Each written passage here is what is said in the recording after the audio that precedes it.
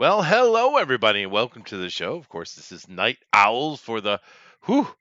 We're getting deep into January. We're kind of like we're going to be on February here any day now, which means our next holiday is Valentine's Day. That's a good one. I like that one. I wonder if we'll be allowed to celebrate it this year. I did hear that somebody was arrested for daring to visit his girlfriend under COVID-19 restrictions. We don't want any of that, of course. But nevertheless, happy to have you guys here. We're going to cover a little bit of news, and we're going to get back into the last part of our what was this, five parts, I guess, 5 part series on the Bible. And I think it's pretty interesting today what we're going to get into. We're going to be talking about the rise of the Atenists, which is kind of interesting. It's a lot of fun. I enjoy the idea that we're not distant from our past, but we're still directly connected to it, good or bad. So we'll get into that after. But of course, we got Slick here with us, but he is in the car, so he's muted himself because he's driving to get himself some Chinese buffet, which is Hey, a wonderful thing. Yes, he said, "Hey, I heard it. You heard it. I'm just saying, hey. Oh, hey." Yeah, very good. Let's see and wonder what the Slick Jimmy likes to eat. Is he a Kung Pao chicken guy, or is he a Gentle Tsao chicken guy, or maybe he's a Uh, sweet sour I pork like guy? I like pot stickers. Ooh, those I good. like teriyaki chicken. I Okay, like green beans, the Chinese green beans, edamame. and and I like chicken fried rice and lao mein and Chicken I fried like a lot of rice. stuff. But I mean, you know, the first ones are the ones I usually go to because they are more more keto friendly, I guess. Keto friendly. That's important. Chicken fried rice. Yeah. That's an abomination, sir. Everyone knows it should be I pork know, fried rice. I don't know I what. know. Did I say chicken fried rice? They do both, so Yeah, whatever. yeah. No, it doesn't matter what you put in your rice. You know the interesting thing about foreign foods, many of them are good. And being an American, we get to eat all of them, which is kind of cool.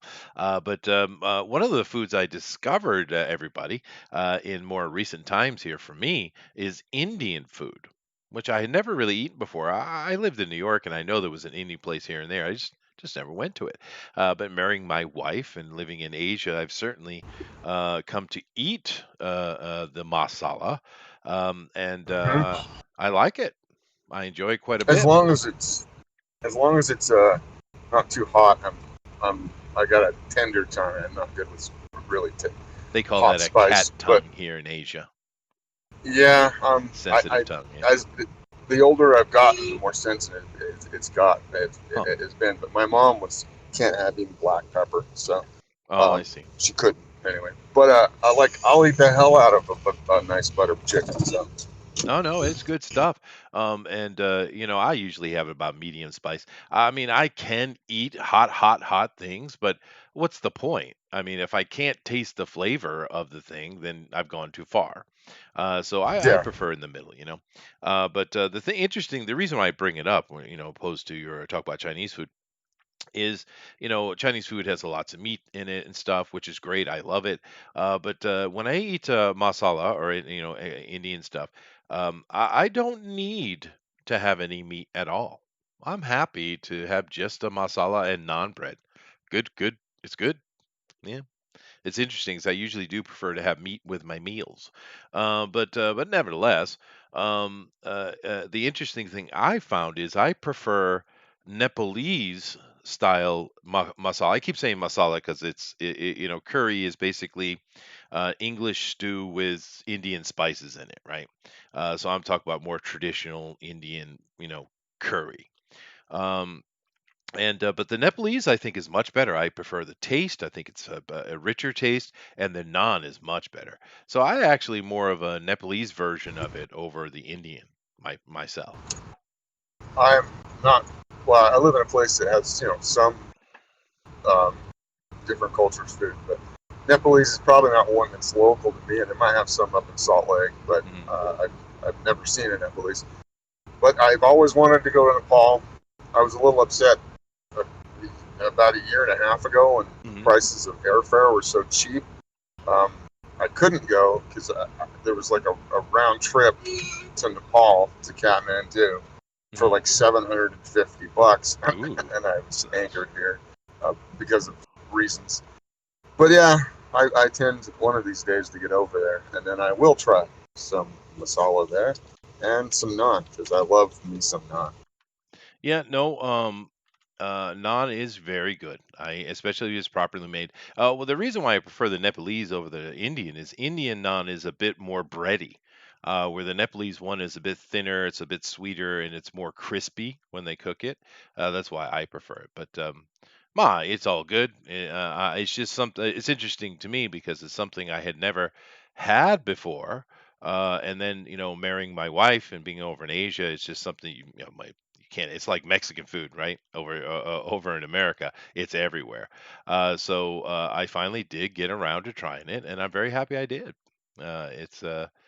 It's tasty Adds another stuff, nuance man. to your life. It Yeah, does, man. yeah, I love all kind of foreign foods, and that's one of the things kind of irritates me. All this stupidity of the cultural appropriation and stuff. It's like everything is appropriated from somewhere.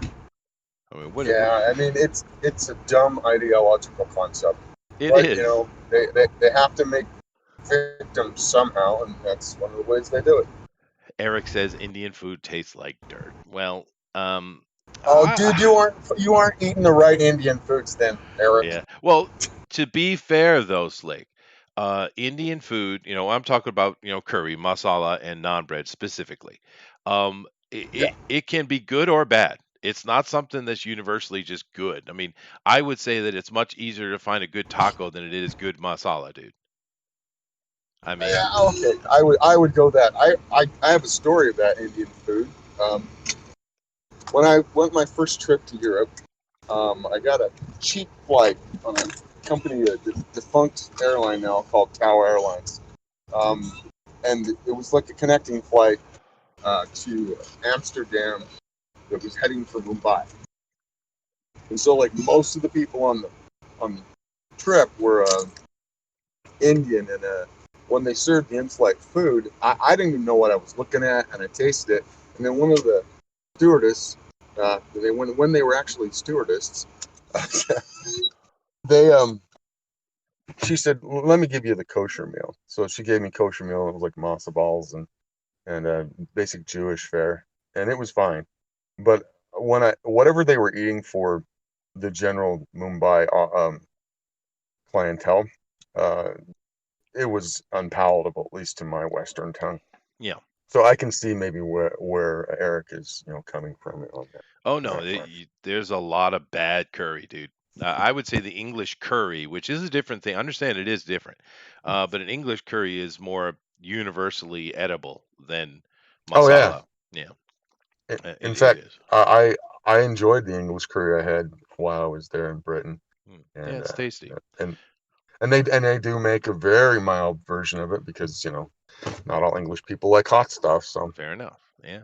Well, yeah, it has become their kind of standard cafe food for the yeah. British, and it was a long time ago. Basically what happened was you had this trader. I think he worked with the East Indies Company, and he brought in a bunch of these spices from the Curry area of Western India, and he was trying to figure out what to do with it. So he put some recipes together, and I think he and his team or wife maybe worked on it, and they came up with spicing stew, and it worked out pretty well. And over the centuries, it's become quite a nice thing, dude. But we got a couple people here joking about the Ray Bans, Ted, and of course, who else mentioned it here? Ray Thulu. Yeah, it's very. Well, you are killing me, Slick. Jesus. But it's very interesting with the Ray Ban thing. I thought Twitter was the safest place in the world. I mean, they are protecting the world, are they not? But yet it seems somehow I got hacked and ads are going out. I tried to fix it. If you guys who are still using Twitter, which honestly I should just stop using it, but you guys who are using Twitter, if you could possibly check and see if this this link I sent out for our show, if it's also being attached to more stupid ads. If you could check that for me, I'd appreciate it. But yeah, no, I don't know what that was, but I've tried to get rid of it. I hope I have. But of course, we got Roger in here, Nicaea, Flying Saucer, and he's not on Twitter anymore at all. I get it. Got Dave, just like the Pied Piper led rats through the streets, we dance like marionettes. Oh, very nice. Um, Eric says, I might have got some bad Indian. I'll try anything, but what I had was horrible and never tried it again. Yeah, it is one of those things that you have to find the good version. I don't know. But I've eaten a lot of bad masala over here, and I found a couple of places that are good, and I just go to those. But it is sensitive, it seems. Rethu says the only goat I've ever had that didn't taste like crap is from a local Indian place. Yeah, well, in the Middle East and stuff, goat is a very standard food. I like scrapple. I don't know what that means, Dave. Try Discord or Parlor. Yeah, no, I just need to get off of it. I mean, Twitter has lost their damn mind, and they seem to be spinning around the toilet bowl anyway. I just got to get off it. I mean, it is what's going on. There's a lot of nonsense, but I don't know about Thundera if he's going to come in today. I kind of expect him to. Slick is in the middle of eating, so I'm just going to go over and kind of deal with the initial news stuff, and we'll get through that. But once again, thanks for coming in and joining us, though, guys. We do love having chats with you. So let me come over here and share so that Slick can check it out. And let me come down here. There we go. Boom. Alrighty. And then I will bring back up the other side. Where am I here? Oh, there it is. Alrighty. And there. Okay. So, as you guys know on this show, I do like to talk about board games. And I haven't got yelled at enough where I'm going to shut up about it. So I'm going to keep going. Here, what you're looking is on Kickstarter. And board games. I would argue that board games made Kickstarter. The success and the continuous stream of money they get are really come off of the board game world for well over a decade. Now I know there's been some very big prominent things like Star Citizen and other things like that that have come through that made huge money. I get that, but board games are consistently making money for Kickstarter year after year after year after year. So it's just kind of where we get our board game from and where we can kind of unite behind it and cheer for it. And it's kind of like a community effort. And it's a lot of fun. And that's hopefully something will happen in the long run with the comic books here, with this indie revival that's ongoing, that it will become that kind of thing. It'll become a great, Indiegogo, of course, is where they seem to be solidifying, which is awesome. And that it'll become something as fun and community based, and instead of the chaos that it is now. But it takes time, little by little. Right? Rome wasn't built in a day. But this game right here is called The Castles of Mad King Ludwig. Came out several years ago at Gen Con, I think is where it was introduced, or was it at Essen? I'm not sure if I remember. But it's a fun little game. It's one of those kind of games where you're collecting pieces and you're building your own little castle. You have different rooms in your castle. You got like a library and your study and gardens and etc.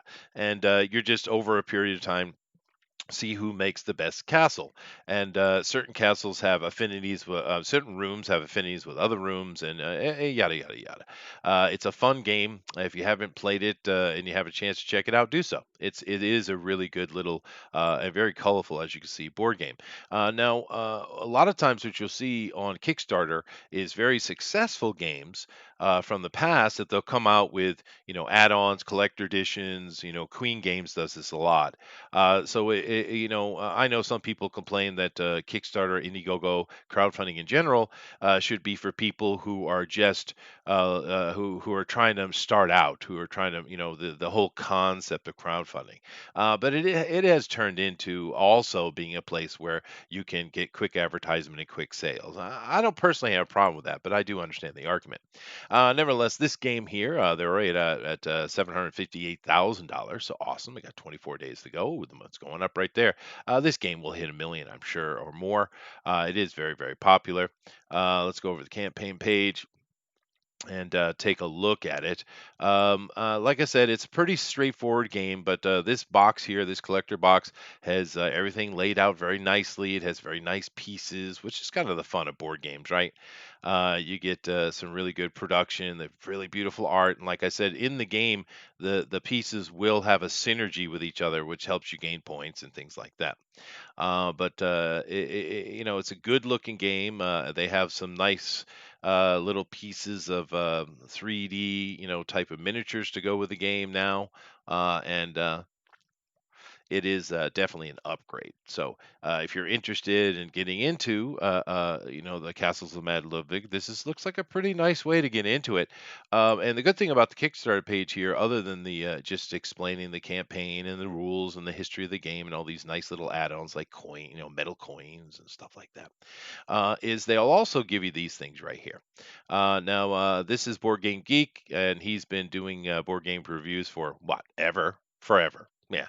And he's very succinct, and he'll lay down exactly how the game works so you can take a look at it and see if it's something interesting to you. Being board games and being a AAA board game, the components are going to be just fabulous, right? So don't worry about that. I don't know these girls as much, but they're from Tantrum House. And Tantrum House is a bunch of couples that get together and do reviews and stuff. And I've seen some of their stuff. It's to see maybe the daughters of one of them or a couple of daughters, but whatever. They have fun, and they're definitely more toward the liberal side of things. But that's kind of the in a way a good thing.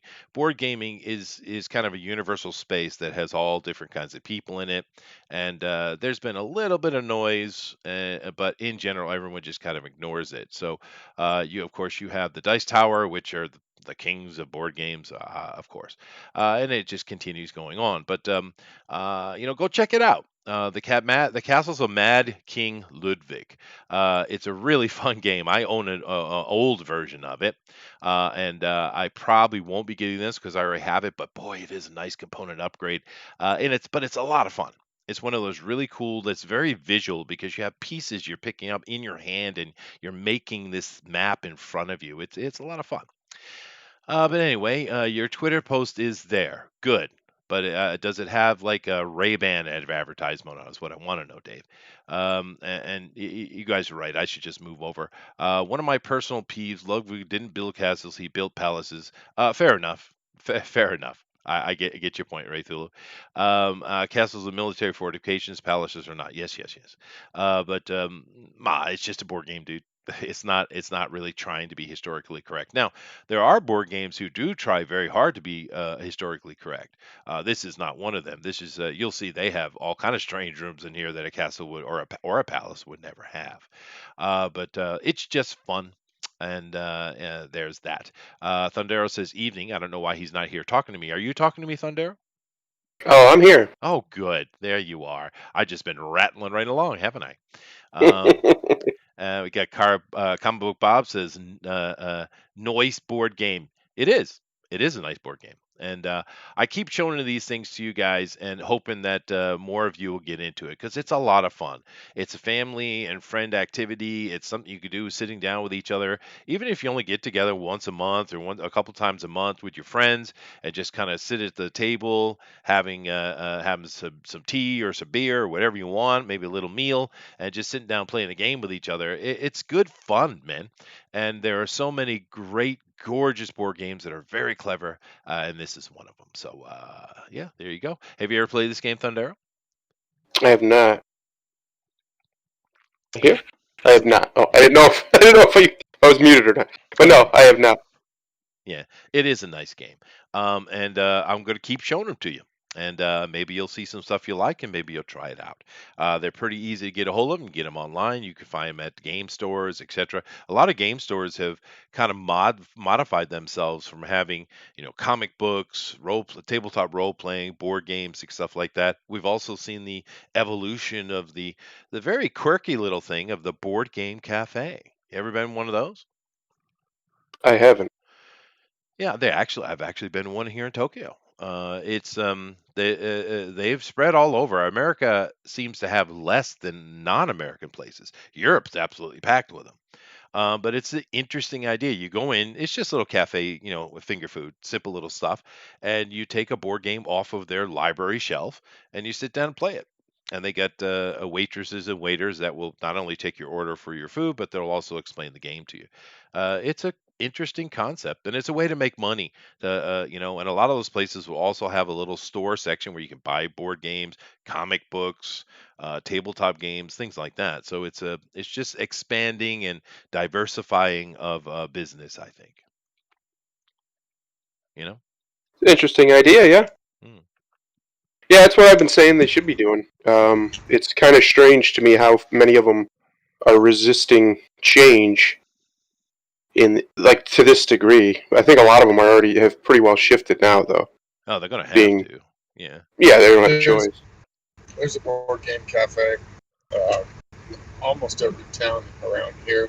Oh There's yeah. one right like in Provo. It's like in the center of town, Yeah. across from the kitty corner of the temple, across from the county seat, and it's been doing pretty good business until COVID kind of put the Sure. kibosh on all of that. Yeah, sure. So Well, the COVID has definitely hurt any kind of service industry has been hit the most. But they are fun, and if you get a chance to go to a board game cafe, go check it out. You might like it. It's just really a place to do, and they should diversify Thundera because if you think about it, comic book stores themselves, the brick and mortar store, they Yeah, came out of they themselves were a diversification, right? yes, So, yeah. don't forget your legacy there, Yeah, don't forget where you come from. That's right. I think they're just going to have to. I think it's going to become more and more niche, and I actually think that's probably a good thing. Not maybe for them, but for the consumer. I think if we want if I were ever wanted to get back into it, I don't really want to go to a comic book shop. It just doesn't do anything for me. It's not a fun experience. Maybe if it was like one of the really nice big ones or something, but Mm. most of the ones around here aren't that. They're little holes in the wall type places, Well, I and it's agree just with Bob. Yeah, I make these, nerd bars. That's basically what it is. And yeah, that's fun. yeah, Yeah, let's do that. yeah. They can make them. They can make them nerd bars. They can make them like nerd cafe bars. Mhm. Arcade. Put arcades in them. Just go all out. I don't see any reason why it shouldn't be that way. Like I don't know I don't know. Maybe there's some good reason I've never heard of, but I've sure never ran into it. Yeah. Well, when I was young and at university, they had a hobby store. I guess we call it hobby shop on campus. It was actually in campus grounds, and they had comics and tabletop gaming, card gaming. Of course, that's when Magic came out. I remember when they came over and gave a whole bunch of Magic cards to us to kind of, in a way, be part of the beta test, actually. But Nice. it had everything in there, and we would go and play like Warhammer on Fantasy on Saturdays, and whatever. It's fun, and they're talking a little bit about their local places. Brett says our best local gaming store expanded to have a pizza grinder spot next door and connected. Still going though. They launched at the worst time thanks to Kung Flu. Yeah, no, that's it's service industry's been absolutely hacked, dude. But it's a good idea. It's a good idea. Have places for people to go and have fun. I mean, honestly, I grew up in the age where the bar, the nightclub was the accepted place to hang out. Otherwise you're a Yeah. nerd, right? And I did a lot of that because that's where you get girls. Trust me, there were no girls in the nerd shop, none. So if you wanted a girl, No, not a single one. not a single one. Yeah. But so if you wanted a girl, you had to go out and find them, and they were at the bars and the nightclubs, and which is in the way how I ended up becoming a bouncer, right? But these days things have changed, right? So Yeah. change with them, right? I don't even know. Do you even have nightclubs anymore? Yeah. I mean, right now probably not so much COVID nonsense, depending on where you're at. But yeah, they're still out there. It's just I don't know. It's not something I ever really got involved in. Not my scene. I live in a town with two universities. Well, it's two towns, but they're right next together. Two universities. Uh-huh. All of them are over 35,000 people Yeah. at the universities. We used to have nightclubs back in the 80s and the 90s, Sure. up to like 4 or 5. Never was a lot. Salt Lake has a lot more. Um, there are none here. And Oh this is a wow. college town. Yeah, none. There's not one. Things have changed. Yeah. Yeah. Well, Nope. I of course I went to school and I went to school at Brown and I a lot of times I spent at the satellite school in Boston because I was also doing classes at Berkeley, and of course that's probably the absolute mega college town, right? And there were nothing but bars everywhere, dude. Nightclubs, just everywhere, right? But yeah, they were fun. They were good for their thing, but they're very narrow in what they are, right? Whereas something like they're saying there's plenty of girls at shops these days. I think that's better. There's more to do. You can interact. It's just a more dynamic environment, right? Yeah. Yeah. Flying Saucer says, Chester, how dare you assume their gender at the Geek Hangouts, dude? Don't fuck with me. All right. Brett says still 8 to 10 male customers base though, of course. But some games do have a broader appeal across both genders. That's one of the things I think was good bringing board games into that, because you have all the generally male-dominated type of gaming, but board gaming bridges the gap. Right, we all grew up with, well, at least my generation, we all grew up with board games. We had Board Game Wednesday, where you play with your family. It stretches across the gender divide, and many other divides actually. There are certainly board games that are more male oriented and also girl oriented, but the majority of them sit square in the middle. And I think bringing that into that just simply to make money would certainly help to bring more and more and more females into these, these male, traditionally male dominated spaces. Yeah, that's a good thing because all this nonsense of this still continue hating toward the nerd. Because don't tell me nerds are accepted. All these kids are just the popular kids now, still picking on the nerd, right? It ain't Yeah. changed. It's the same shit, right? But those nerds, they love having women around. Absolutely love it. Matter of fact, they kind of jizz themselves a little bit every time it happens. All right. So it's a good thing. Yes, D&D was looked at very badly, dude. Yes, it was. I lived through that. The Satan at your table, your children are being perverted. Yeah. Well, I mean, yeah, I agree. D&D is cringe, but Yeah. Well, the thing is, yeah, Brett, I'm not talking about shoots and ladders, sorry, or the game of life. I'm talking about actual cool board games. So, I think they're just trying to antagonize me, Thunder. I really do. sounds like it. Yeah, Yeah, yeah. Allies and Axis is man. I loved Badass. Axis and Allies. At least he didn't use the M word. I get quite upset with that one. the what What? word? Don't you dare say it. Mad Libs? No, no, those are fun. Those are great. Yeah. I know what word he means. Moving on, Thundero. What do we got? Hang on, I'm not looking over there. Hang Catan on. 3, Brett. Yeah. I put it up there for you. You can get it. Did my job, dude. Yeah, I know. I'm playing a game. Oh God, who's I was hanging who's out with the wife, and then I came in, and the game was still open, and I was gonna close it, but it's a fun game. Anyway, two who's wrongs your don't make a right. itis? Star Wars host Christina Ariel. That's a very all right. Shares alleged hateful posts directed at her. Okay. Now this has been Star blowing up host? here. Yeah, I'm going to What is show them she to the you. host of? Oh well, she's not. She wrote a book, Light of the Jedi. She's Oh, part of the New oh, Republic or High Republic or whatever it is. ugh.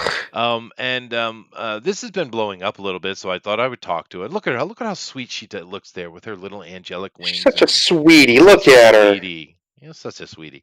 Who could ever have anything mean to say to her? She's not a sweetie. Gosh. She's really not a sweetie. Not at all. But we've been seeing a lot of pushback, right? Because they were very upset with the Luke Skywalker thing happened on the season finale of Mandalorian because they felt it was taking away some of their shine for the introduction of Mm. their book series, and they haven't shut up about it yet. They're still going on about it, and of course, all of these creators have many times in the past said lots of hateful shit, and including Soul. For all those you who are fans of him from Marvel comic books, he said some pretty horrible stuff. They all have, and they continue to. And she's been called out for it. But of course, what does Lucasfilm do? What do? I mean, they have Gina Carano, who's being absolutely savage for what? I mean, what does she do? She didn't do anything. She hasn't been attacking people. She hasn't been saying horrible things. All I've seen is her do two things. She didn't have pronouns in her Twitter bio, and she questioned being made to wear a mask. That's it. I haven't seen her Yeah, attacking people or going after whatever, and they will not. They are relentless in their hate of this woman, which is confusing to me because strong, powerful woman. Hmm, literally, like a literally, literal, strong, powerful woman yeah, yeah. It's weird. who none of them would have the courage to say any of that shit to her face. No way. Yeah. But here's the thing, though. Star Wars has said, Lucasfilm itself has said nothing to defend Gina. Nothing. No, They just not let a it in thing. the wind, right? But Yep, people start coming at this girl for all the hateful things she said, and they immediately came out and defended her. Interesting, of huh? course. They circled the wagons They for most this certainly girl. did, dude. But look at some of the tweets from this girl. This article just saying what she's doing, and she's writing this book. Okay, and I wonder why she looks like that. Anyway, let's look at these. Let's look at these tweets, Thundera. Why don't we give some love to her tweets here, guy? Oh boy, I bet these are just gonna be so much fun. So I had my first eating while Asian moment, okay? White people fucking stop it. Your racism won't save you. Your ignorance is not an excuse. Wha- Okay. Went out for groceries, and an older masked white woman passing by the line shouted, "Fuck you" at me. For no apparent reason, as I stared at her, she pulled off her mask, coughed directly at me, turned on her heel, and walked off. And if you believe that story happened, I have lots of bridges for you to purchase right now Yeah. in Arizona. Yeah. Lots of them. Lots of them. I have lots of bridges to Cuba from the Everglades. Oh, those Yeah. are the People's pricey ones, though, right? Yeah. But no, I have a great deal. I really do.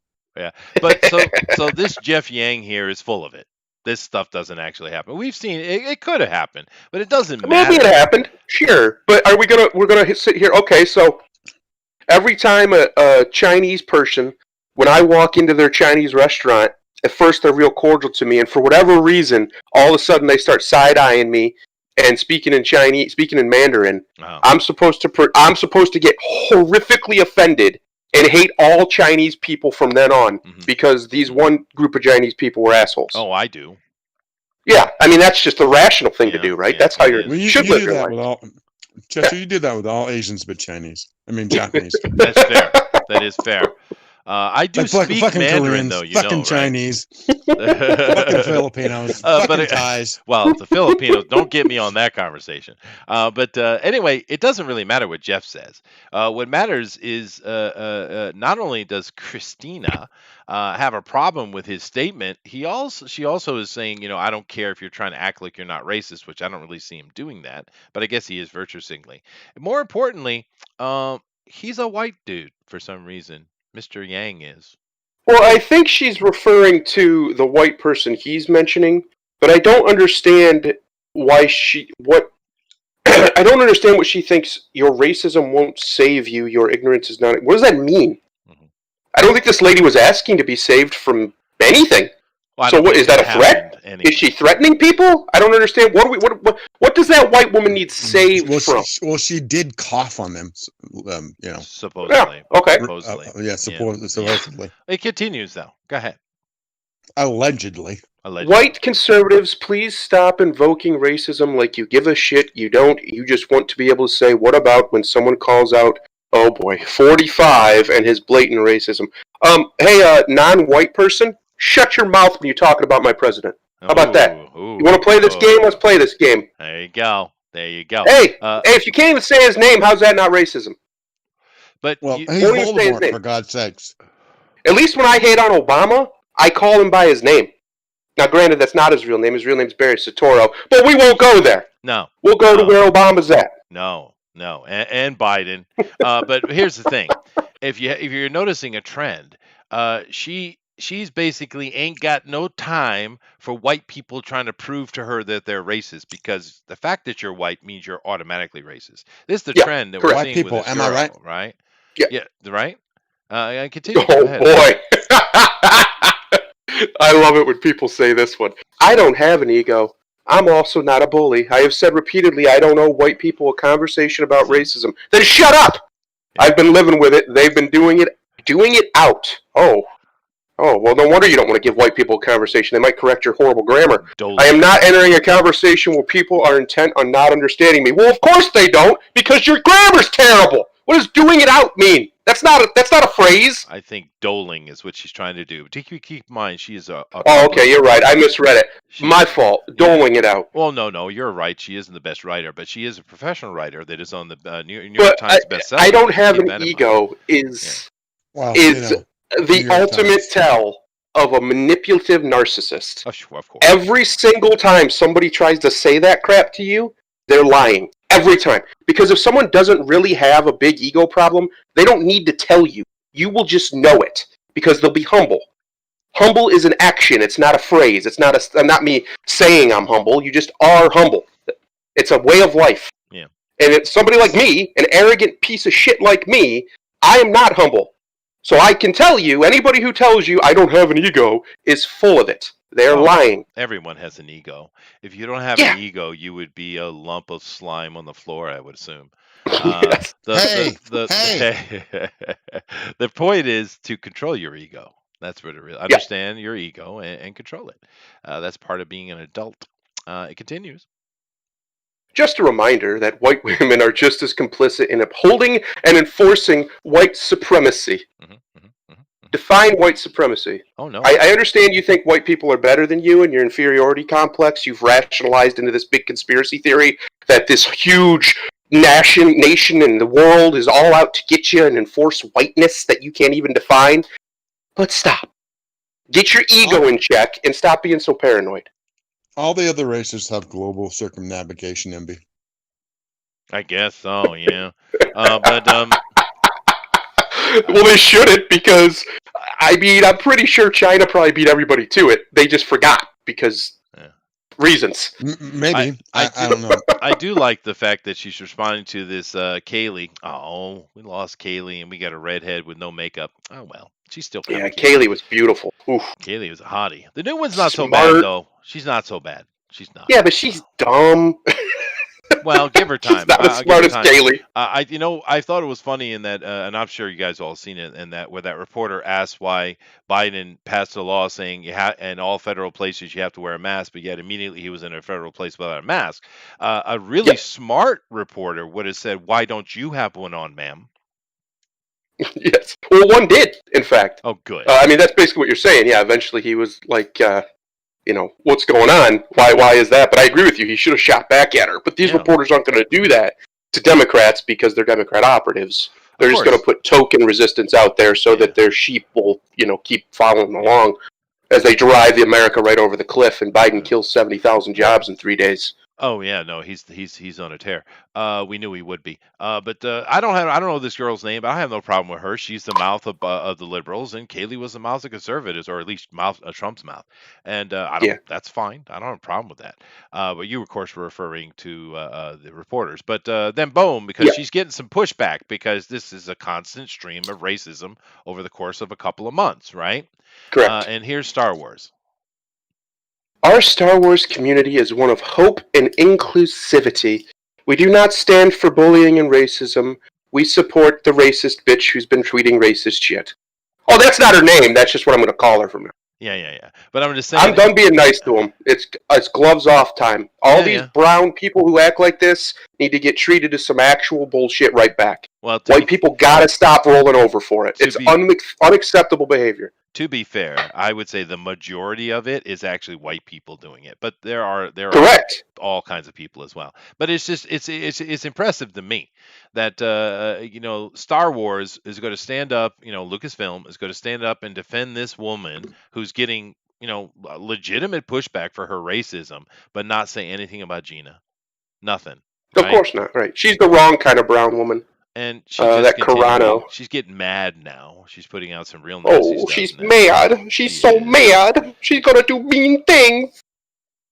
Scroll up a little bit. Gina Carano is brown? Read this one. Fuck your shit. Hey, racist. You hate white people? Well, I'm white. Oh, wait. I'm mixed. Oh, wait a minute. Not telling you because you're racist and full black nationalist, and your High Republic stories are garbage, and you're full of shit, and I hope you get even more harassment, and Lucasfilm are shown to be racist. Fuck you, nigga, is the Well, exact quote. yeah, That is the exact quote. it is. I'm just quoting the man. Well, that one's the one you're allowed to say. Oh, yeah, that's Because right. Yeah, it changes every other week. colloquial, so that's okay, I guess. It just goes on, right? But the only thing I cared about this, another person, whether she be of color or not, but a progressive who is overtly racist is not a shock. We've seen this going on for years, Yeah. and years and years. What's shocking to me is Lucasfilm, because usually they just stay out of it, but they had to defend this person, even though she's indefensible, right? She is a full on racist, and she's nasty mean about it. She's vulgar. Is not Yep. Disney supposed to be family friendly? Is it not? Well, here's why they don't care. Largely, I'm going to take it to their what they claim is their motivation is money, right? They're companies, right? That's what they're supposed to be about, making money. They don't care because the stockholders don't care, and they don't make them feel pain for allowing this kind of behavior. That's just the truth. Yeah. We're not their customers. We're their product. They're are putting out things to us to get us to give them money. But really, at the end of the day, that's irrelevant. They need good numbers on that end so that the stock price stays high and they get the customers they really want, which is all the really wealthy people to invest, or people in control of funds and pensions and whatnot. Or the Chinese. Mm-hmm. Yes, or the Chinese. Now, Brett says, I predict the High Republic will be defined by low sales. Well, here's the thing. We just had some reports come out recently. We know that the bestseller list were brought to court several times over the past several decades. And because, people saying, well, hey, I've had a book on sale that sold tons and tons and tons of books, but you won't put me on your list. And they were brought to court for it, right? Particularly, I'm talking about New York Times bestseller list. In the end, they basically got away with it because they said, look, it's not based on sales. It's just what our editorial thinks a bestseller should be. All right, so it's their free speech, I guess. So it's bullshit. Yeah. Gotcha. But understand, with all of these Star Wars being number one on the bestsellers list, that's what they're doing, of course. It's not only just the New York Times and other places just putting it in place because it's part of the agenda. We also have lots of evidence of people going out and buying bulk at stores to push up sales of this book. Now, normally when you look on these lists, like the New York Times, when they find evidence of bulk sales, they'll put a little dagger next to it saying this is suspicious. This might be bought up into the bestseller list. Mathematically as well as editorially. This has definitely been done with these Star Wars High Republic stuff, but there's no dagger. Interesting, isn't it? Well, the New York Times have always been fairly editorial, and then that can also, like, sales can be, like you were saying, can be completely manipulated. Yep. This has happened multiple times over and over and over over the years. Let me add another layer to this that I haven't heard any of the other people talking about this mention, which I think is a mistake on their part. If we're just talking about free speech, and New York Times wants to promote what they think, in their opinion, with their free speech, is what should be best books. There's nothing wrong with that because they have the right to do that. Here is where I think the actual problem comes in. They are in collaboration with other companies, let's say Amazon. And what Amazon will do is anything that shows up on the New York Times bestseller list, they will promote on Amazon with a 10, 20, 30% discount on the book to help promote sales. Now, money is involved. So you are colluding to push something into the public's eye by saying that we should be trusted, and here is our list, and now there's money being affected by it on Amazon, and there's not equal play across the board. This, I think, is where criminality comes in. The same thing with Parler being banged on, right? You have a collaboration of multiple SNS groups, networks, coming together to push and bully another competitor directly off the internet. This, in and of itself, should be illegal, shouldn't it? Mm-hmm. Yeah. Well, it almost sounds like a weird mix of antitrust and RICO statutes. Doesn't it? Yeah. It really does. But the problem is why I've been saying we need a Teddy Roosevelt level president. We need a president who will go in there and challenge these people directly. Yeah, And he got shot many times. He was just a tough bastard. yeah, The only reason why he didn't yeah, die. exactly. And I We think have, that's what's coming. Biden has already failed miserably. yeah, we have He's better going to bullets. continue to do so. And Kamala Harris isn't going to do any better as when she takes over because he's a disaster.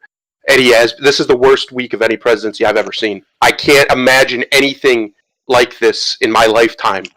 His first week is just a tragedy. Like, just objectively, I don't know how anybody besides a total crazy partisan can look at the stuff he's done and be like, yeah, that's all good. That's what we need. That's what America needs right now. You know what the $1 interesting billion to some other people, huh? Yeah, Yeah. but you know what the interesting thing here I find that is interesting to me that's playing out. We know that when the socialist Marxist ideas started coming along, it brought with them the ideas of unions, and it had already been. It wasn't just his thinking; there had already been kind of some movement on it out of the Industrial Revolution, of course. But with those Marxist views, you see a lot of these socialist unions come up, and we can sit and have a conversation of whether that ultimately is good or bad, but it did help the worker. And what we saw the Democratic Party do is shift to become a union-based party, right? And they always supported the unions for decades and decades and decades and decades. What is the situation now? Where are the unions now? Who are their supporters? It's the Republicans. What an absolute twist to the tale. Yeah. Well, it's happened before. Like I said, Teddy Roosevelt, he was what he called himself a progressive Republican. And he was more of really just a centrist Republican. He did a lot of stuff to protect the environment, but he also, didn't take no crap from these businesses, and he tried to help the American worker. And that's what we need. We desperately need, if this country is going to survive, which I don't think it is, but if it did, that would be the only way it could be saved. Would to have an actual administration that doesn't just talk tough, but is tough on these corporations and gets them in line, cracks down on them. Well, because they need crackdown on. It's preposterous what they get away with. No, the tech and companies need dealing with, yeah. The tech companies, the usury in this country is out of control with these damn quick cash shops everywhere and these credit card companies charging 30% interest. All that shit needs to be cracked down on. Wow. It's completely wrong. It's indefensible, and everyone knows it, but they get away with it because they control all the politicians. Thundero beat me to Jew bashing? That's impressive. I'm not talking about Jews. I'm just talking about the way these people are predatory. Usury's got nothing to do with Jews. Usury is 100%. There's plenty of other people like the Chinese who engage in usury to take things over. Don't you try to cloud my mind, sir. All right. Anyway, it is interesting that this topic Porchester's just a one-track mind when it comes to them Jubises. It is, dude. Of course, it's just fun. I'm just joking. I don't really care. It's funny for me because this picture really takes the cake. What an angelic little sweetie. What an angelic little sweetie. Yeah, she's real oppressed. That's what an oppressed person looks like right there. Yeah. That's what oppression looks like. I want you to remember. She looks kind of like Aunt Jemima. Hey, man. I like me some Aunt Jemima syrup, man. That's pretty good stuff. I would, too. I would pay Aunt Jemima very well for her syrup. To her face. She was a real lady, you know. I know. She's been removed, though. She wasn't the right kind of black. I would have given her a hug for her service to my life's enjoyment. Awesome. A successful black woman from American history, and damn she's been straight. just struck from history. Isn't that sad? And Mrs. Butterworth, too. Both of them. Yeah. Absolutely. And the rice guy, too. Oh, well. I don't think he was real, Uncle though. Ben. I don't and think they took him off stuff, too. Yeah. I don't know if he was real, but I'd give him a good hearty salute. Good man. No, sure. Good rice. Anyway, moving on to the next story, which is kind of connected. Go ahead. Twitter faces lawsuit over failure to remove child porn from platform. Now, this is a dark thing, dude. See, they shouldn't face a lawsuit. They should have their servers seized. That's what happens to everyone else when that kind of stuff happens on their platforms. The feds come and take your physical shit. So why doesn't Twitter have that happen to them? It's almost like they work for the government. Huh. It's Yeah, almost like they Crazy. get a it is. pass. It is. And Crazy. let me explain what this article is about and kind of give a quick layout of it instead of having to read it. I know what it's about, so I'll just lay it out. Um, some years back, there was this kid. He was young. He was like 11, 12, 13, something like that. And some online pedophile, which I guess they call themselves MAPS now, um, basically got a Hmm. hold of the kid and was chatting him up and acting like he was one of his classmates and asked for him to send a nude pic of himself. Well, the kid did, right? Kids are stupid. Then once this pedophile had it, he kept blackmailing the kid to give him more and more and more and more until finally the kid, he knew he was in trouble. It was too deep. He shut down his Twitter, I guess, and he told his parents, which must have been a gut wrenching moment for that little boy. And his parents were incensed, obviously. So they went to Twitter and they complained about it and says, "What is all this stuff?" Because what happened was, this dude was sharing the pictures of this kid on Twitter. And the response that the parents got was that, well, this doesn't break our guidelines. You need to go talk to this group or that group or the police or what have you. And they refused to help. So they did go to the Doesn't police. The police couldn't do much for them. Ultimately, in the end, I think it was one of the police that suggested that they talk to Homeland Security, who would have more authority over the situation, and they did. And it Hmm. was Homeland Security that went and talked to her and said, "Shut this shit down, you dumbasses," and they Yeah. did. Now here we are years later, and these photos have started popping up on Twitter again. And Twitter, of course, is refusing because it doesn't break their guidelines for some reason. This is what's blown up for how, it how here does that how does that not break their guidelines? Because they're evil. because Well, they're okay, Just evil. yeah, that but I simple. mean, like I would think the obscenity laws would break their guidelines. Well, it kind of tells you in the new name. You're not allowed to call them pedophiles anymore. I am particularly calling them pedophiles for a reason, or pedorrests in this case, more Yeah. specifically. But it goes in the name that you're supposed to call them now. I mean, once again, in life, always pay attention to the things you're not supposed to say, the people you're not supposed to talk about, things you cannot criticize. That is where the evil lies. It always does. They call they're now these maps, which means minor attracted person. What the hell does that mean? I like young people too.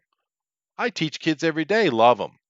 Like my, they sometimes too much. They're like my kids, right?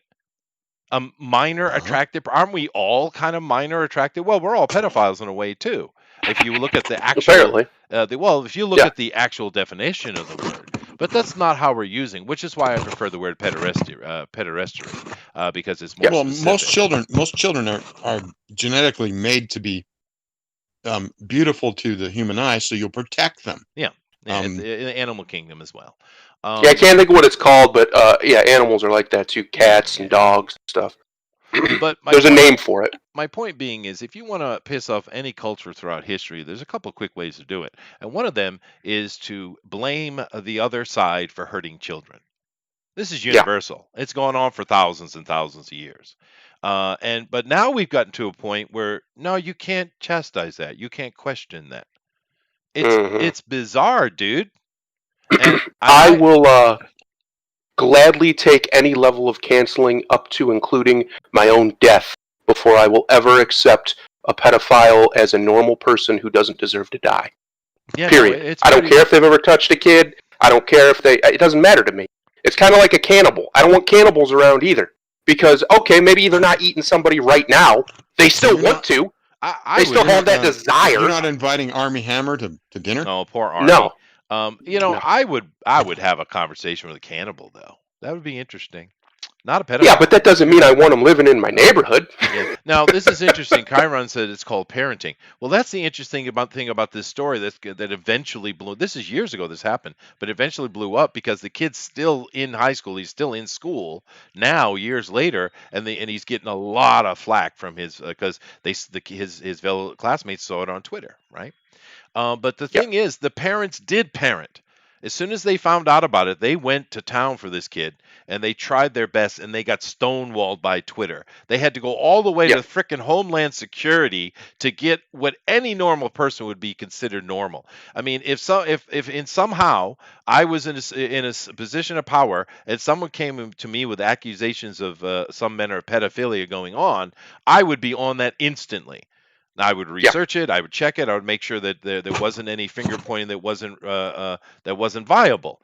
But I would be on it instantly. Not only were they not on it instantly, they were like, "Go away, you're annoying." This is Yeah. insufferable. It's kind of like Slick, whatever the hell he's doing to his mic. Yeah, Real insufferable. I don't question such things, sir. But yeah, there's that. I mean, we guys have all seen it. You know what's going on, and hopefully this will be the nail. I don't think it will be, but it would be nice if this is the nail in the coffin for Twitter because that's outrageous behavior. It's outrageous, and it just tells you who's over there running the show. They're okay with this. It's Yeah. not okay, dude. It's No. not okay, right? It's revolting and disgusting. And anybody who doesn't agree, I don't want to know you. Yeah, Don't it's even pretend like we bizarre. can be friendly. We can be nice. We can shake you. I don't want your hand near me. I don't want you breathing the same air within 20 feet of me.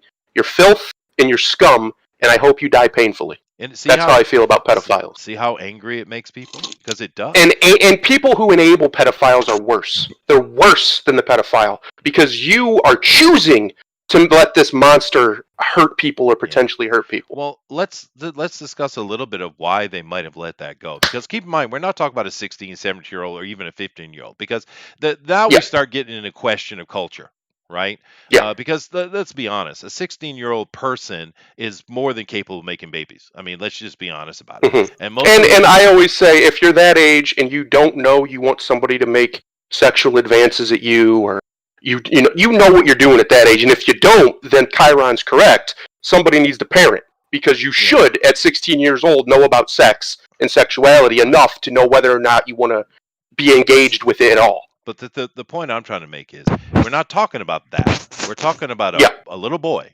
11, 12 years old. And there's the key word, I think, that's important to this conversation. Boy. It's not a girl, it's a boy.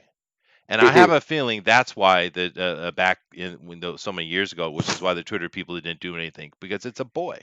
And bad things can't happen to boys, right? Mm-hmm.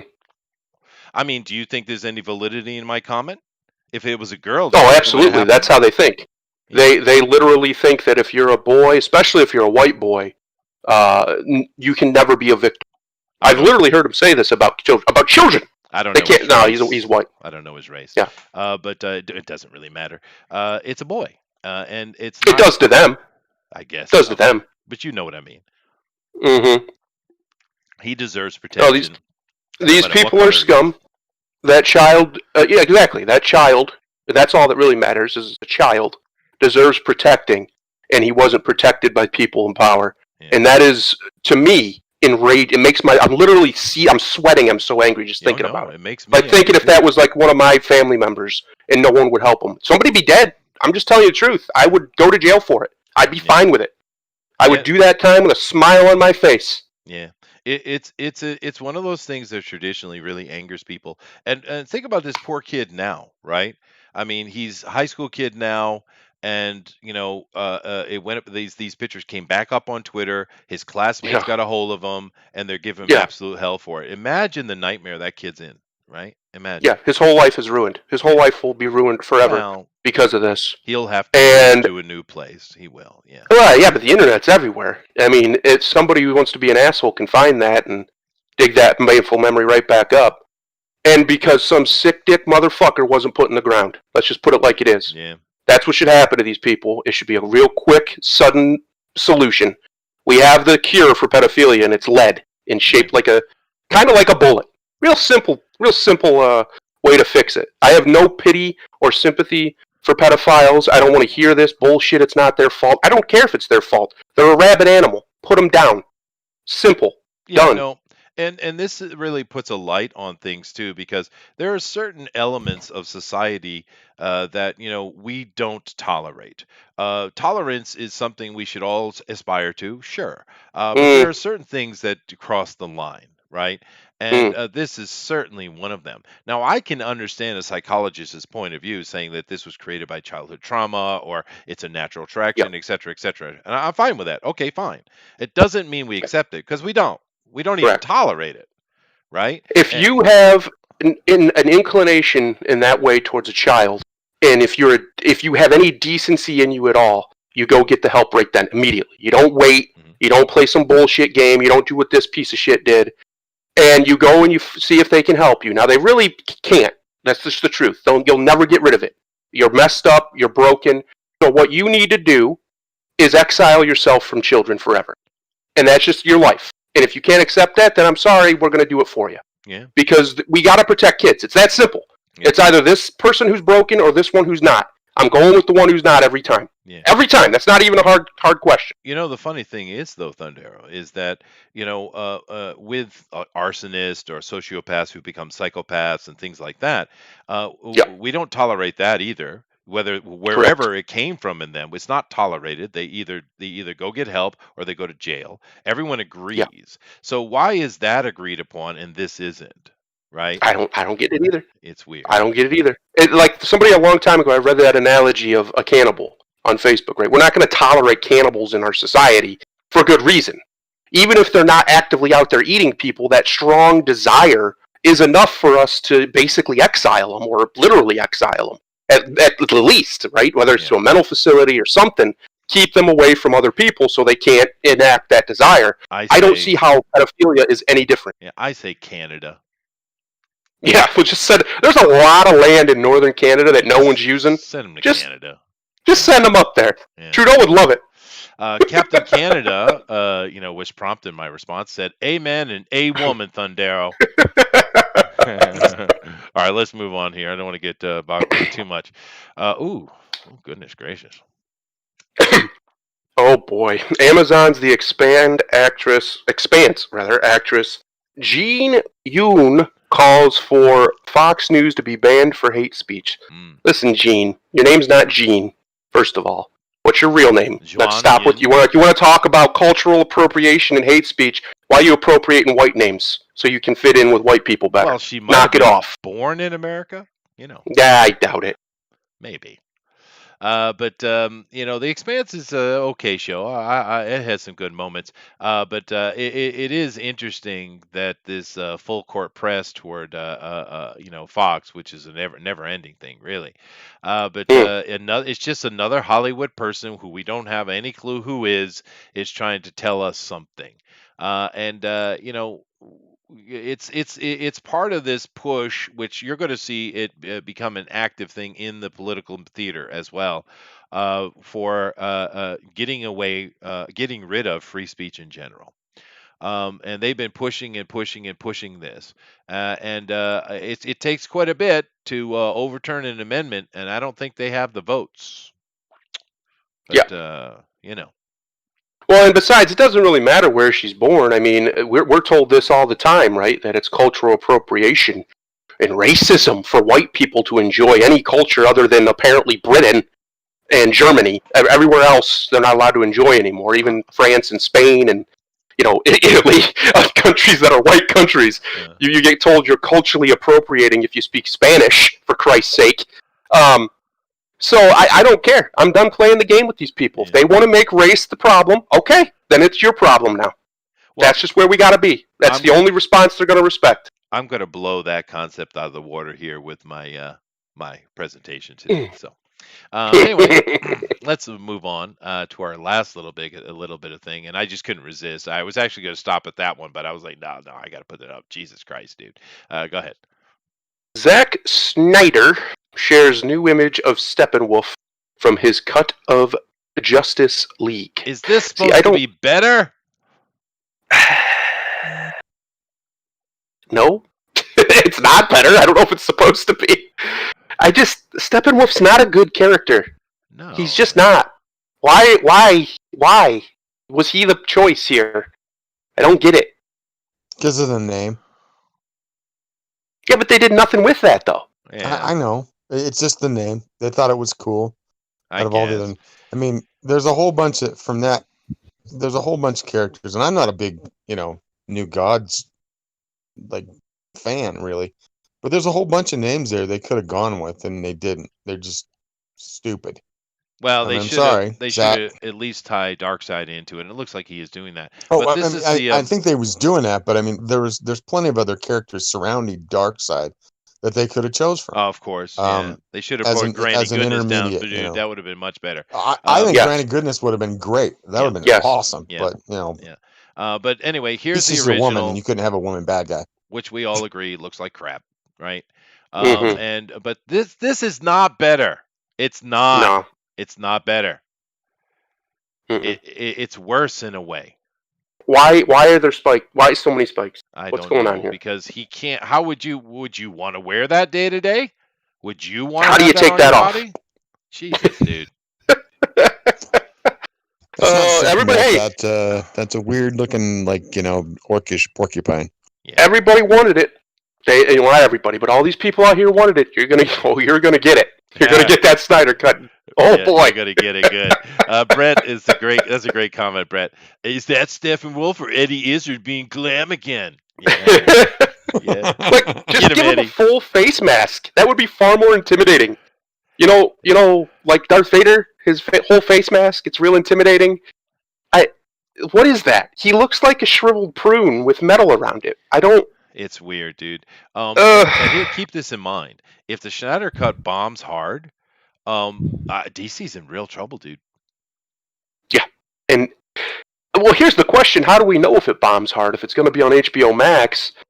Yeah, that's true. You won't know. That's true. They'll say it's a mighty success, like they've Yeah, it done was the with biggest success of all time, right? Yeah. Disney Plus, Netflix doing the same thing. Anyway, I had to put that picture in there because it was like, oh my god, dude, this is not better. But anyway, all right. So I'm going to move over to my presentation. Before I get into that, does anyone here have anything they want to say? Any kind of questions or anything like that? Anybody? Nope. Comments? No, I'm fired up though. If you can tell, the reason I'm so fired up is because I got this. My wife and I, we went to a local steakhouse like I did last week, same place, and we got those really great steaks. Well, this week my steak was terrible, and I'm really upset about it. Oh, that's It's got me nice. all fired up. What was wrong with the steak? What Oh, happened? the meat wasn't cooked enough. It was stringy. It had way too much fat in it. Like, it was a bad cut of meat, like really bad. Oh, that's a bummer. Yeah. You can always ask for him to show the cut. Well, we did curbside. Oh, Okay. right, of course. Yeah, that's where they get you. Mm-hmm. All right. Anyway, let me go ahead and get this started. So let me go ahead and run the intro. Welcome to TFT.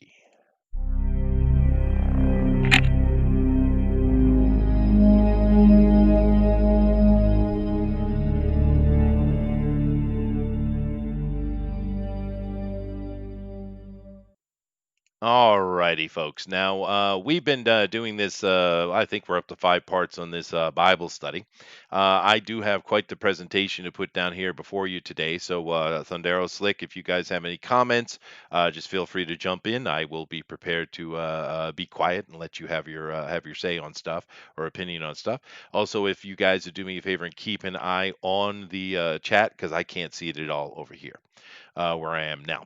But anyway, let's go through here. So, of course, on this TFT series we've been doing, we're talking about the Bible.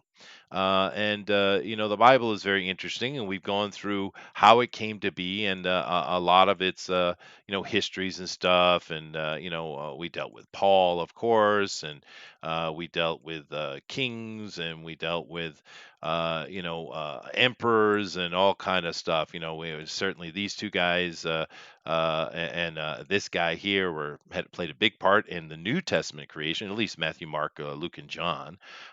We saw how Constantine came into play, and how he kind of just took advantage of the situation, and how this guy Arius was really representing the Mithras side of things, which the nobility of Rome were very much Mithranites, and the fact that Mithras, of course, just continuation of Horus, which is an important thing to keep in mind, right?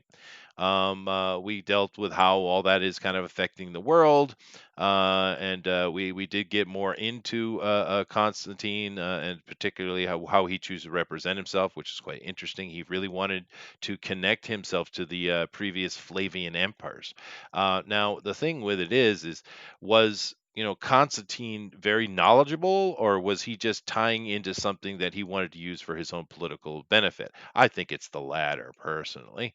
But we touched on a lot of little things. We got into what Mithraism is, and how it's affected Christianity completely to these days. We even brought it up into modern times, showing how the Arians had still were playing a part all the way with up through Charlemagne and of course the Carolinians. We showed that this argument they've been having over what God is which seems to be a logistics argument, but it only got solved here just a short time ago, right? We got into this ruinous fellow here, Martin Luther, who is still praised to this day, and he's an absolute monster. If you want to go and do any readings on this guy's opinion and how many people were put to death in the most horrible way because of his edicts, you please do, because this is a bad guy, right? And we continued on, and we talked a little bit about the Habsburg dynasty. We talked a little bit about the Medicis and their whole involvement in things, yada yada.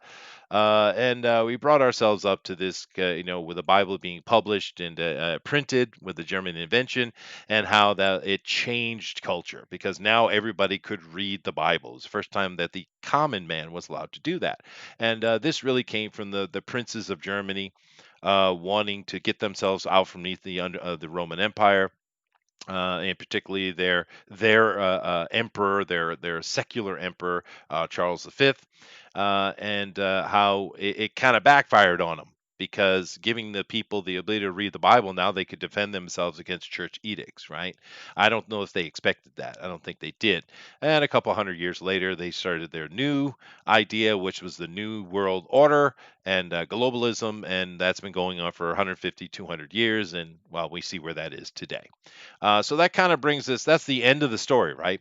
We've seen how the Bible was put together as a propaganda tool, how it was, built upon further as a propaganda tool, and how it continued to be propaganda and power control throughout our history, right?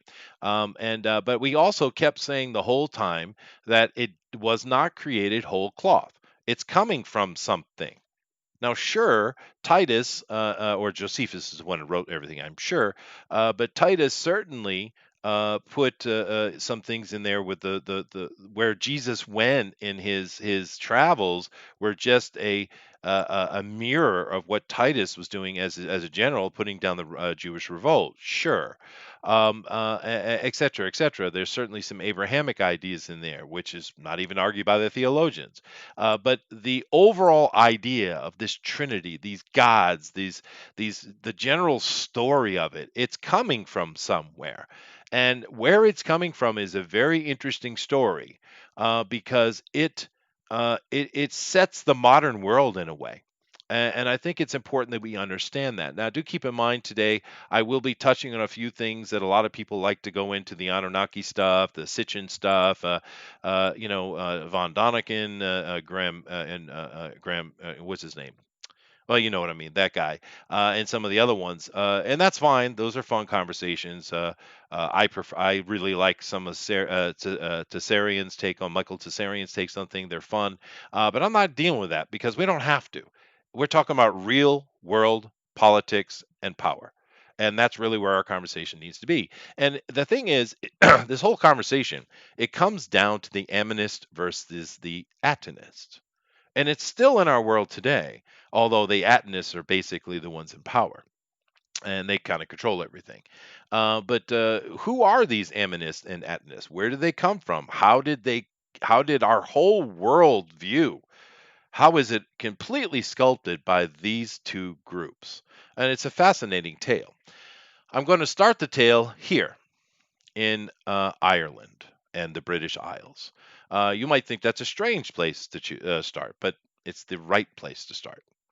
I'm going to start with this particular word here, the Tuatha De, or Tuatha Da, depending on how you want to pronounce it.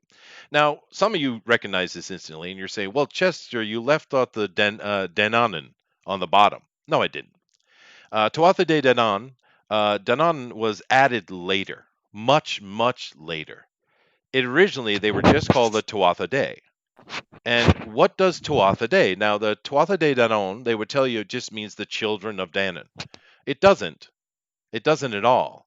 Tuatha De is referring very specifically to to a specific god, and it translates as this: Thoth's storm or Thoth's journey, right? So here you have in ancient Ireland a group of people coming in from some distant place. Now, were they returning to there or were they coming in? Doesn't really matter because we're not dealing with the antediluvian stuff at all here. We're dealing with post-diluvian ages, right? But Thoth, this well-known Egyptian god of knowledge, and he carries the caduceus, and he's the god of medicine. And his oldest name we have would be Ninchita. But this guy right here, he's the one, and his people are the ones that went to Ireland after the cataclysm, right? And the stories cover this very, very clearly. Now, that's kind of interesting because you probably haven't looked at it that way before. You're probably indoctrinated into the concept of Tuatha De Danann, but that's later creation. It's more mythology than Phoenician stories or Egyptian stories, the Sumerian stories, the Indus Valley stories. They all say that in the antediluvian times, the great cities of Egypt were amazing things, and they talk about the Shemshahura building them, and the Anunnaki gods, and yada yada yada. But I'm not getting into that. Well, what they also say is after the cataclysm, it was rebuilt, and it was rebuilt by the Ammonists. And right here is the very first Ammonists that there are. Now, as we go through this, are we talking about actual gods or actual people, or are we talking about factions and priesthood? I think it's probably easier for you to think of it as priesthoods instead of it being, actual walking gods. I think that it's probably going to be easier for you to understand it. So you have a group that's living in Ireland and yet is rebuilding and involved directly in the restoration and the coming up of what we know about Egypt, because all the information we have is post-Diluvian, right? And that these are the guys building it, yet they're centered in Ireland. That's very odd, but there's tons and tons of information on it. We have bodies, we have burials, we have all kinds of stuff. The matter of fact, the first emperor or first pharaoh of the new Egypt, which is thousands and thousands of years ago, he's buried in Ireland, and we know this. Well, have you ever heard an Egyptologist tell you that, even though it's not argued fact at all, right? But that's what is all the stories point to, is the fact that this group, these Thothians, or let's just call them Ammonists because that's what they are living up in Ireland, and they are stretching their hands out across the Eurasian area and down into North Africa, and they're rebuilding after this absolutely disastrous catastrophe, right? But as they're doing this and as they're going about rebuilding, keep in mind about his brother, because this dude here, Horus, he's had many names, right? He has, some people call him Marduk. He's been called Nuda, Nadwa, Nunins, Lud, Lun. Is an interesting one because that little city up there in England is called London, means basically Horus's castle or Horus's fortifications. Interesting, huh? Thoth was a smart guy. He's the one doing all the kind of planning and stuff like that. His brother was the warrior king type dude, and he was constantly banging heads with another group of people. And I'm going to get into that now. here you got an image of the King Thutmose III, and of course we're going to be getting into Akhenaten, but this is one of the Hyksosian kings, and it's important to understand because these Hyksos, they came in, about 18 in the 1800s BC, right? Is when they took power, and we know there was a struggle down in Mesopotamia long before that, where they took control of Mesopotamia, and then they came down into Egypt with less struggle. And they took Egypt pretty easily. And these guys were coming in with their gods. Now, these, we call them the Hyksos, and there's a lot of arguments and debate about that, but ultimately, they are either directly the Scythians, or they are controlled by the Scythians, or they're a Scythian colony in the area of Palestine that came up to rule themselves. This is argued; it's not completely sure, but the connection to the Scythians is direct. And of course, the Scythians are part of the original group of the Tuatha, but there was a schism, you see. And they got kind of kicked out of the Holy Lands, which was Ireland and the British Isles and stuff like that. And they were living down in what we modern day France. And this schism, we don't know exactly what happened. We don't know why, but they clearly were not happy with each other. They had a civil war, and the Ammonists won, and these Atenists were kicked out. So these Atenists kind of stayed in their place for a little while, but they started migrating east. They eventually went down into Palestine and the Mesopotamia, taking it, and eventually, ultimately, came down and took over Egypt. And this is important because they're not different people; they're the same people. There was just some kind of cultural divide and schism, which we have no clue what it is. We know there was one. We know they fought. We don't know why, but they split. And at this is the splitting, the creation of the Omnists, which were the original, and a split off sect, which came to be called the Hyksos, which are the Atenists, right? And I'm going to show you a little bit of history here where they keep banging heads for a long, long time, right? Now, this is a good idea here, looking at the opposing forces, the princes that are kind of going at each other. So we have Horus or Marduk or Nuada or Lun, whatever you want to call him. And then, of course, you have Ayoka Bress, who's also called Nana or Nanar or Nanar Sin. Which just for nothing, the Muslims who pray to Allah, well, that's who that is. He's the one on the right here. Bress, right? We, of course, if you have read any of the stories of Tuatha Dé, you know that these two had a fight, that there was a bunch of stress going on. Horus had lost one of his arms. Bress took over. He was a horrible leader because he was a jack off and taxes, and he was just horrible. But Horus couldn't rule because he was imperfect because he lost his arm. Somehow he got his arm back. They went push, but then he died in a fight against Baelor of the Evil Eye, which are these Fomorians. I'm not going to get into all that detail, but they just were fighting and going back and forth. And there was a period of time where the Atenists had control of the Holy Land, which is Ireland, right? And I would suggest that during that historical time, which, keep in mind, all the cultures talk about it and mention this stuff that's going on, and of course directly in Ireland we have the histories of the invasions, right? I would say at the same time that was going on is when the Ammonists were pushed out of power in Egypt and the Atenists came in at 1800 BC. I'd say it's the same time. So we have some historical interaction going on here with these mythological stories.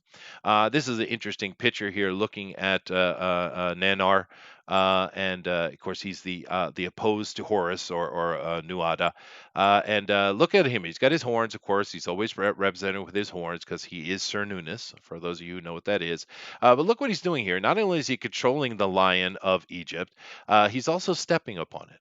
It's quite interesting, little bit of imagery here of Nanar. And of course, we have another picture here, a more modern statue of Nanar, and he's always the horned king, right? But I also put here a map because I think we all need to understand a little bit better that exactly how far was the Egyptian power and control. Where you're looking at it, this is what Egypt controlled. It wasn't just the little delta down in what we call modern day Egypt. They influence and control all of this. We also have evidence of them as being as far as New Zealand and also in the Americas. The old tech people seem to have a direct relation to some kind of work or something the Egyptians were doing in South America, and the workers and soldiers they brought over, they left and went back to Egypt. And those soldiers and workers are being, of course, traditionally Nubian ancestry, are the ones who made the Olmec society in South America. So the Egyptians were everywhere. They were everywhere, right? And they had a lot of control and a lot of power. You can't look small with Egypt. You need to understand the broad influence of the Egyptians, right? Now, this is all kind of bringing us up to a more modern time because Akhenaten was the last of the Atenist pharaohs, right? And it's important. So we're looking at from 1800 to 1300, so a 500-year period. And there's some that argue that there was even influence going back before that. Some would argue as much as 1,000 to 1,200 years. I don't need to sit and argue that. It happened, right? And back and forth, we see this constant battle between the Atenists and the Omnists, back and forth. You got the children of Thoth, who are the Omnists, and you got and of course Horus being the kind of warrior king image, and then we have the Nenarsin or the Cernunnos. Representing the Atenist, right? And Akhenaten was the last one. And what had happened was when they first came in 1800 BCs or so, they had complete control. But their power started to wane a little bit because the priests were pushing back and pushing back. And what they had come to an agreement was very simple. We are going to control the government. You guys can control the religion. And there was peace, and it lasted for centuries, right? And they let the Amonist priests do their thing. This guy, Akhenaten, he decided, nah, nah, nah, I'm done with that. Because the Atenists had always worshipped Aten, the sun god. They always had. It wasn't something new. It's not something he created. He just decided that we don't need to listen to these stupid priests. We do whatever the hell we want. Now, I will cover just slightly quickly here. There's a big argument going on. Is this Moses or is it not Moses? Now, either way doesn't matter, I guess. But I personally think it's not Moses. I think Moses was part of the priesthood that he came out of, and I'll explain why I think that in or should I just do it now? Let me see how I prepared here. Um, yeah, I'll get to that later. I'll come back to the whole Moses thing. But what's important is this dude decided to change everything to their sun god worship of the Atenists, of this schism part of the original children of Thoth, or the group of Thoth, and he pushed really, really hard. And there was a big civil war popped up eventually. The Amonist priests weren't going to take it anymore, and there was a lot of trouble. Now, you got to keep in mind the rulers who were ruling, the pharaohs who were in charge of Egypt at the time, they weren't Egyptian, right? At least, what you would consider the local people born and raised. Akhenaten probably grew up and spent a lot of time in Heliopolis and Amarna and things like that, but his family is from Palestine, Jerusalem area. That's where they're from. They're Hyksos, right? And of course, his wife, which is very famous, Nefertiti, of course, she's a foreigner from the north. We don't know exactly, but we do know her daughter, Mary Aten, Mary the Aten. Interesting, isn't it? Or Scota, which Ireland was called Scotia originally. Keep that in mind. Scotland carries it now, but it originally was Ireland. She went back to her mother's homeland, so it's kind of interesting. She went to Ireland, right? Um, so but I think what you do, and I chose this picture because I think it's more representative. Akhenaten are certainly coming from the Scythian areas, but they lived so long in the Palestine area and in Egypt that I imagine they were kind of mixed and they were darker skinned people. Where we know that Nefertiti was not. She was more of a Celt, right? What later we would call a Celt. So the daughter probably a little bit mixed looking, but she did go back, and of course Scotland is named after her.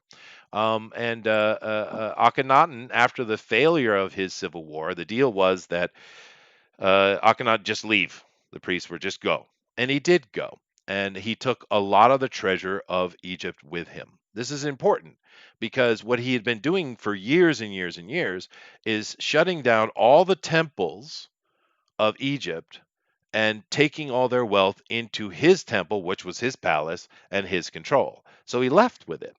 And this put Egypt in a very, very difficult position. And I personally think this is what led into Moses. Me personally, although if more evidence comes up and shows that unequivocally Akhenaten is Moses, I'm fine with that. But as this civil war and this craziness is going, Akhenaten did send his daughter, Mary Aten, to safety. And of course, this is when the Milesian invasions took place. And they brought the symbol of the lion, which of course exists today with the British royalty and the lion symbology and stuff like that. And her husband was the leader of the Milesians, the king. And of course, this was another one of the invasions into Ireland, and it was the ultimate fall of the Tuatha Dé because there had been the schism. They had been pushing back and forth against each other, fighting back and forth against each other. And this was kind of the last nail in it for their control in Ireland. Now, we saw things later with priests coming in, St. Patrick, which I already mentioned, which ultimately was able to kind of kill off and wipe out all those serpents, those wise men of the ominous. But this was the death knell when Skoda came in with her husband and the Malaysians took over, they kicked out the ominous or killed them more than likely, right? But we do see some other strange things happening because Mary Totten, she goes up that way to be safe. Her father sent her off probably before the war was finished. Akhenaten went over to back home to his homeland, Jerusalem, the Exodus, right? Back to Palestine. But at the same time, I think we see something else going on. And a lot of people who talk about these histories kind of leave out this section, and I didn't want to, because Nefertiti gave Akhenaten many children. Some argue as many as 6 or 8. 4 we know for sure. But the problem was he kept giving her daughters, and he wanted a son.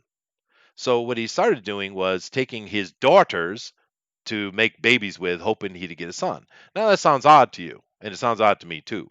This was something that was actually done quite commonly in the ancient times. I don't understand it, but there it is, right?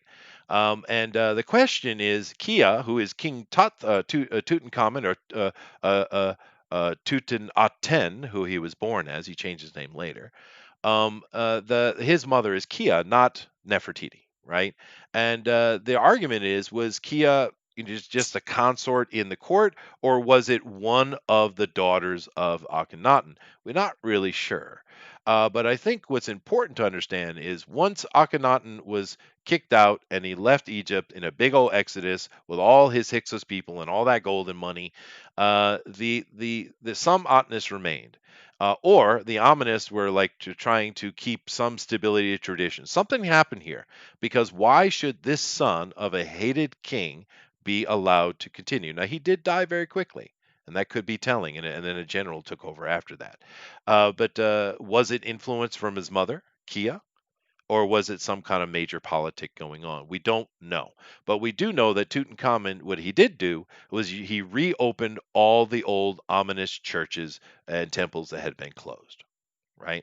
But the important thing is this Atenist concept moved and it went back to Palestine. It went back to their center in Jerusalem, the foundation, right, of the sun.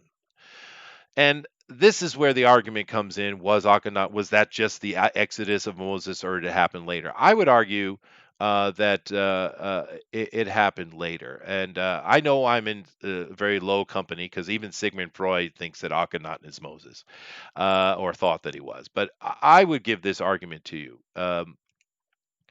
When Santorini blew up was about 100 years after Akhenaten left Egypt and went to Jerusalem. And when this thing went up, it created such a disastrous dark age in the world, in the known world at that time. And a lot of scholars have shown that Moses's pillar that he's following is the eruption of Yahweh, which is the name of this volcano in ancient days. Interesting name it has, don't you think? But and I would agree. I think that Moses was some of the remaining Otanists in north of Heliopolis and the various centers, and he was still connected. And because Egypt was in such turmoil and there was so much nonsense that he left with his people as well. Now, I could be wrong. I don't think it really matters as much. All we need to understand is the Hyksos, what we call the Jew today, are Atenists, and they've been in play for a very, very long time. And this dark age was brutal. It was brutal. The amount that they couldn't grow crops, the sky was dark, and it went on for centuries. It was bad time to be alive in that part of the world. And also, this is when we see the rise of the sea people. Now, if you guys really enjoy history and you study this stuff, you understand who the sea people are. There's mysterious people that were just harassing the Egyptians during this dark age and just causing trouble all over the Mediterranean. Well, not just I, but many other people argue that the sea people are the Hyksos, once just trying to reclaim their territory in Egypt and other places. And I would say ultimately they had success because the next big power. Now, I'm going to get to Babylon in a minute, but the next big power to come up in that Mediterranean region after this absolute catastrophe that was going on were the Greeks. And who are the Greeks? Where do they come from? Well, we know where their gods come from. Their gods come from the their east, right? Traveling west. Their gods are Atenist gods. These are the gods of the Palestinians, the gods of the Mesopotamians, right? And the Greeks are no different. They're just another group at Atenists because one thing we see throughout history with the Ammonists get along pretty well. And they stick together, but the Atenists are always looking for power. They're always digging at each other's heels. They're always infighting, right? And here we have just another split off, right? Because the Greek empire that rose up is absolutely an Atenist empire. There's no argument to this. But at the same time, we also had Babylon going up north, right? And what did the Babylonians do? They bashed and crushed the Jerusalem, the Atenists in Jerusalem. They banged on the Greeks, and of course the famous story of Thermopylae, and on and on and on. They were very much against the Atenists. So does that mean they're Omonists? Well, yeah, because who's their god? It's Marduk. You know, it's Horus. It's just another name and another version of him. And if you read his stories and understand it, it is exactly that. So, Babylon was where the priest had gone because Egypt was just collapsing, right? It was an absolute disaster. And they moved to one of their northern territories that wasn't being hit as bad by the fallout of the volcano of Santorini. And they rebuilt and they built a new center of power in Babylon, right? And their gods and their ideas are very eminist in ideal, and they were putting it to the Atenists as they always have. But then, what happened? We saw the Jews come back and start, the Atenists, the Hyksos coming back and rebuilding the Temple of Jerusalem, all that stuff. Well, what happened? The Babylonians were badass. We still talk about them today. Well, we know what happened. Alexander, who is a Atenist king, went and burned their frickin' city down, dude. Took them out, right? So now the Babylonians they lost their power. They lost their ability to fight against these Atenists. The Ammonists lost another battle. Another battle. They can just never get away from these damn Atenists. They can't get away from them. And keep in mind, I think part of it is the Ammonists they're generally peaceful if you read about their histories. They don't want war. They're more about enlightenment and education, and you kind of understand it if you look back at their originator, Thoth, the librarian god, right? But the Atenists, they're warriors, they're soldiers, they're about taking power by force, and ultimately they won because here is the end, really, of the ominous push. This is the end of it. Alexander defeating Babylon was their last great hold, or was it? Because then we had the rise of Rome. And this is an important moment because time has passed so far now that, and so many, the average people don't remember all these ancient stories. They don't know about these ancient conflicts that are going on between these royal houses and these priesthoods and stuff like that. Were the Romans Atenist or Ammonist? Which are they? Well, I would say that a lot of the evidence shows that the people didn't care and really weren't part of it, but the nobility were still clinging to some remnant of Ammonist thinking. There was some of it there. Because we see it here at once again it's the Council of Nicaea, which we've already talked about. But here at this council, what we have happening is the Atenists absolutely winning the day and trying to get rid of Arius and all those kind of things. And Constantine was not happy about it. He protected them because keep in mind, Constantine is not a Christian; he's a Mithrite, right? And I've argued that Arius or the Arians were Mithrans that were trying to carry that tradition on, and ultimately, that is Ammonism, right? That's what it is. What were the Romans? It's hard to say. Were the Roman elite true believers? Were they real omnists, or were they just it was just tradition, and they're just taking on political ideas? I don't know. I don't know what to tell you, but things have continued. And one of the other remnants that were not allowed to be at the Council of Nicaea at all, who are certainly omonistic in their thinking, if you ever read the Emerald Tablets of Thoth or Thoth, and you've read the Gnostics, they're clearly coming out of it. Clearly. That concept has been around a long time, but they weren't even allowed at the damn Council of Nicaea, right? They've been trying to destroy them wholeheartedly since the beginning, and that's Sophia, by the way. So what do we have here? Well, I think in these modern days, the only remnants of the Ammonists are in the West. I mean, excuse me, the East, in the Eastern Orthodox Church, and this is with Arian and the support he had of the noble Romans and Constantine moving to the East and that whole thing. And now we know that they've been left in the past. The West became of the Atlantis West became the true power, and it still rules and holds today. But I think you have some remnants of those ideas over there in the East. And then it brings up other questions like, who are these guys? How do they play a part? What's their part? And even though we started talking about the Bible, and I've tried to go through explaining how the Bible was created, and I tried to today to explain how we got from where we were to where we are, and the history of this infighting between these two factions, these two priesthoods, these two political groups over thousands and thousands of years. It's impressive how long it's lasted, actually. The ultimate conversation really comes down to what is God, and I would say, in my personal opinion, that God is a little bit history, a little bit mythology, and a lot politic. God bless America. Why did So, you bring in Freud? what? Why did you bring in Freud? Because he's one of the main proponents of Moses being Akhenaten amongst other scholars. It's important. Oh, goodness. How did I do? That was a long one. I got it in 30 minutes. Boy, I'm a good boy. I am a good boy. Let me come back over the other side so I can see what you guys are doing Oh here. boy, you're gonna like this. What am I going to like? All right. You'll see. All right. Hold Oh on a shit! second. Let me bring up the chat. All Sorry, right. I'm doing space battles. Oh, that's I was good. I was doing space battles while listening to you. I just I've never heard any of this, so Mhm. thank you for bringing me into something I didn't know. However, I like to have sauce, you know, and I would like to see receipts. That's all. Oh, I don't well, know yeah. where to go for I that am now. doing an overview.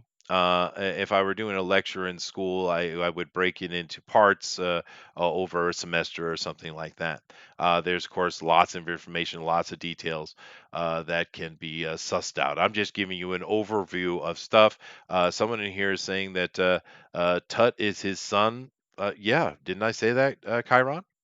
Akhenaten is his dad, but his mom is not Nefertiti. It's Kia.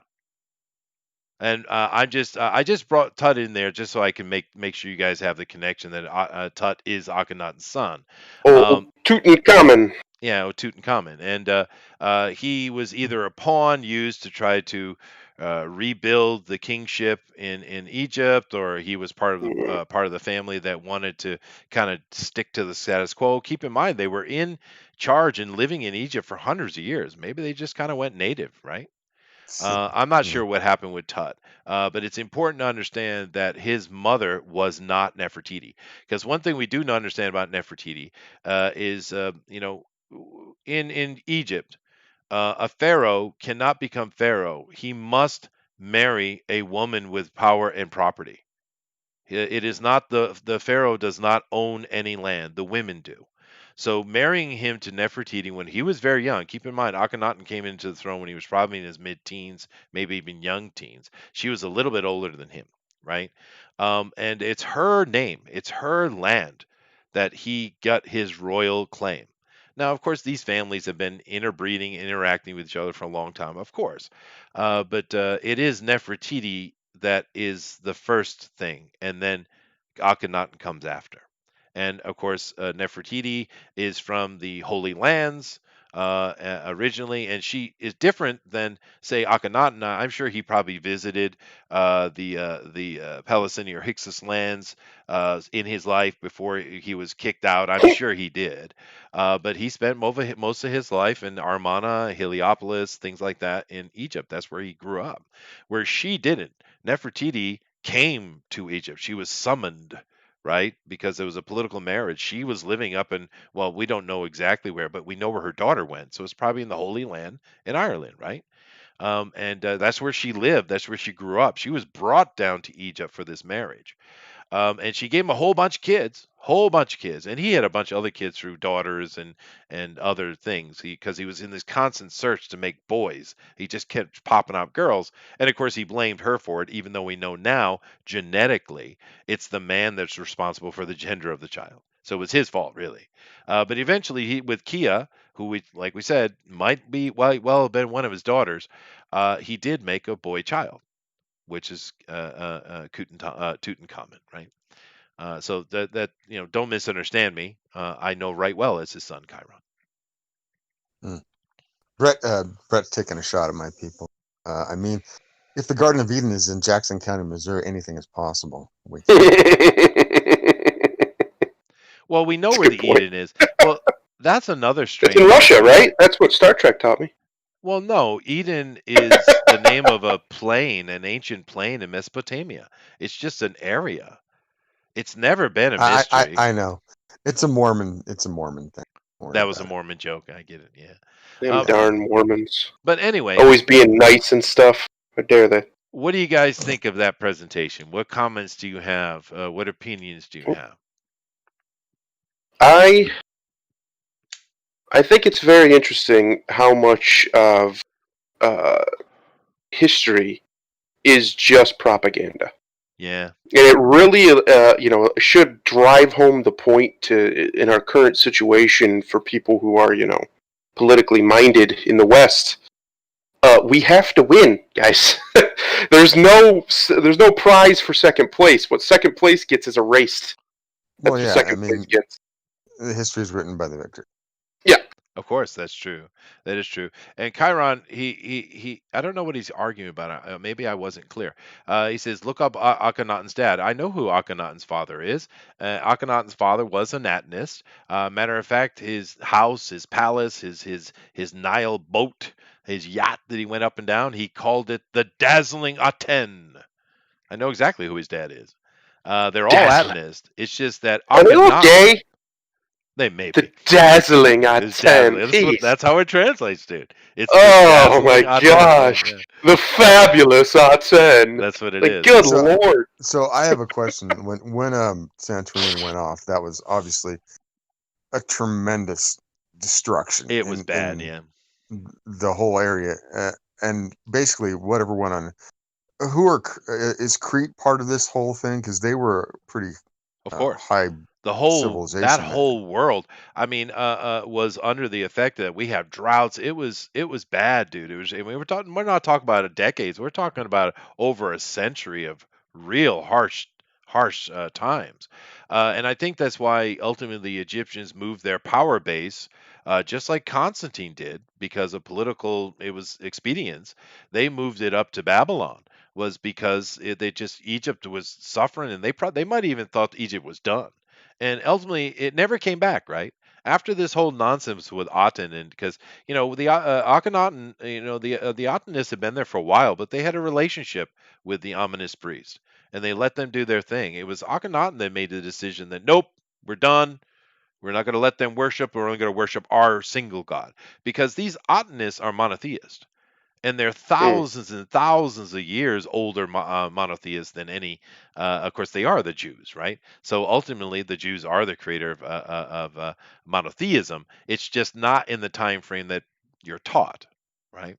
yeah, But it was really really bad, and I think that's why they moved up to Babylon, and they continued their fight from there. But it was really bad, dude. So Crete and Europe and everything. I think that Babylon was probably less affected. That's one of the reasons why they chose that area. Huh.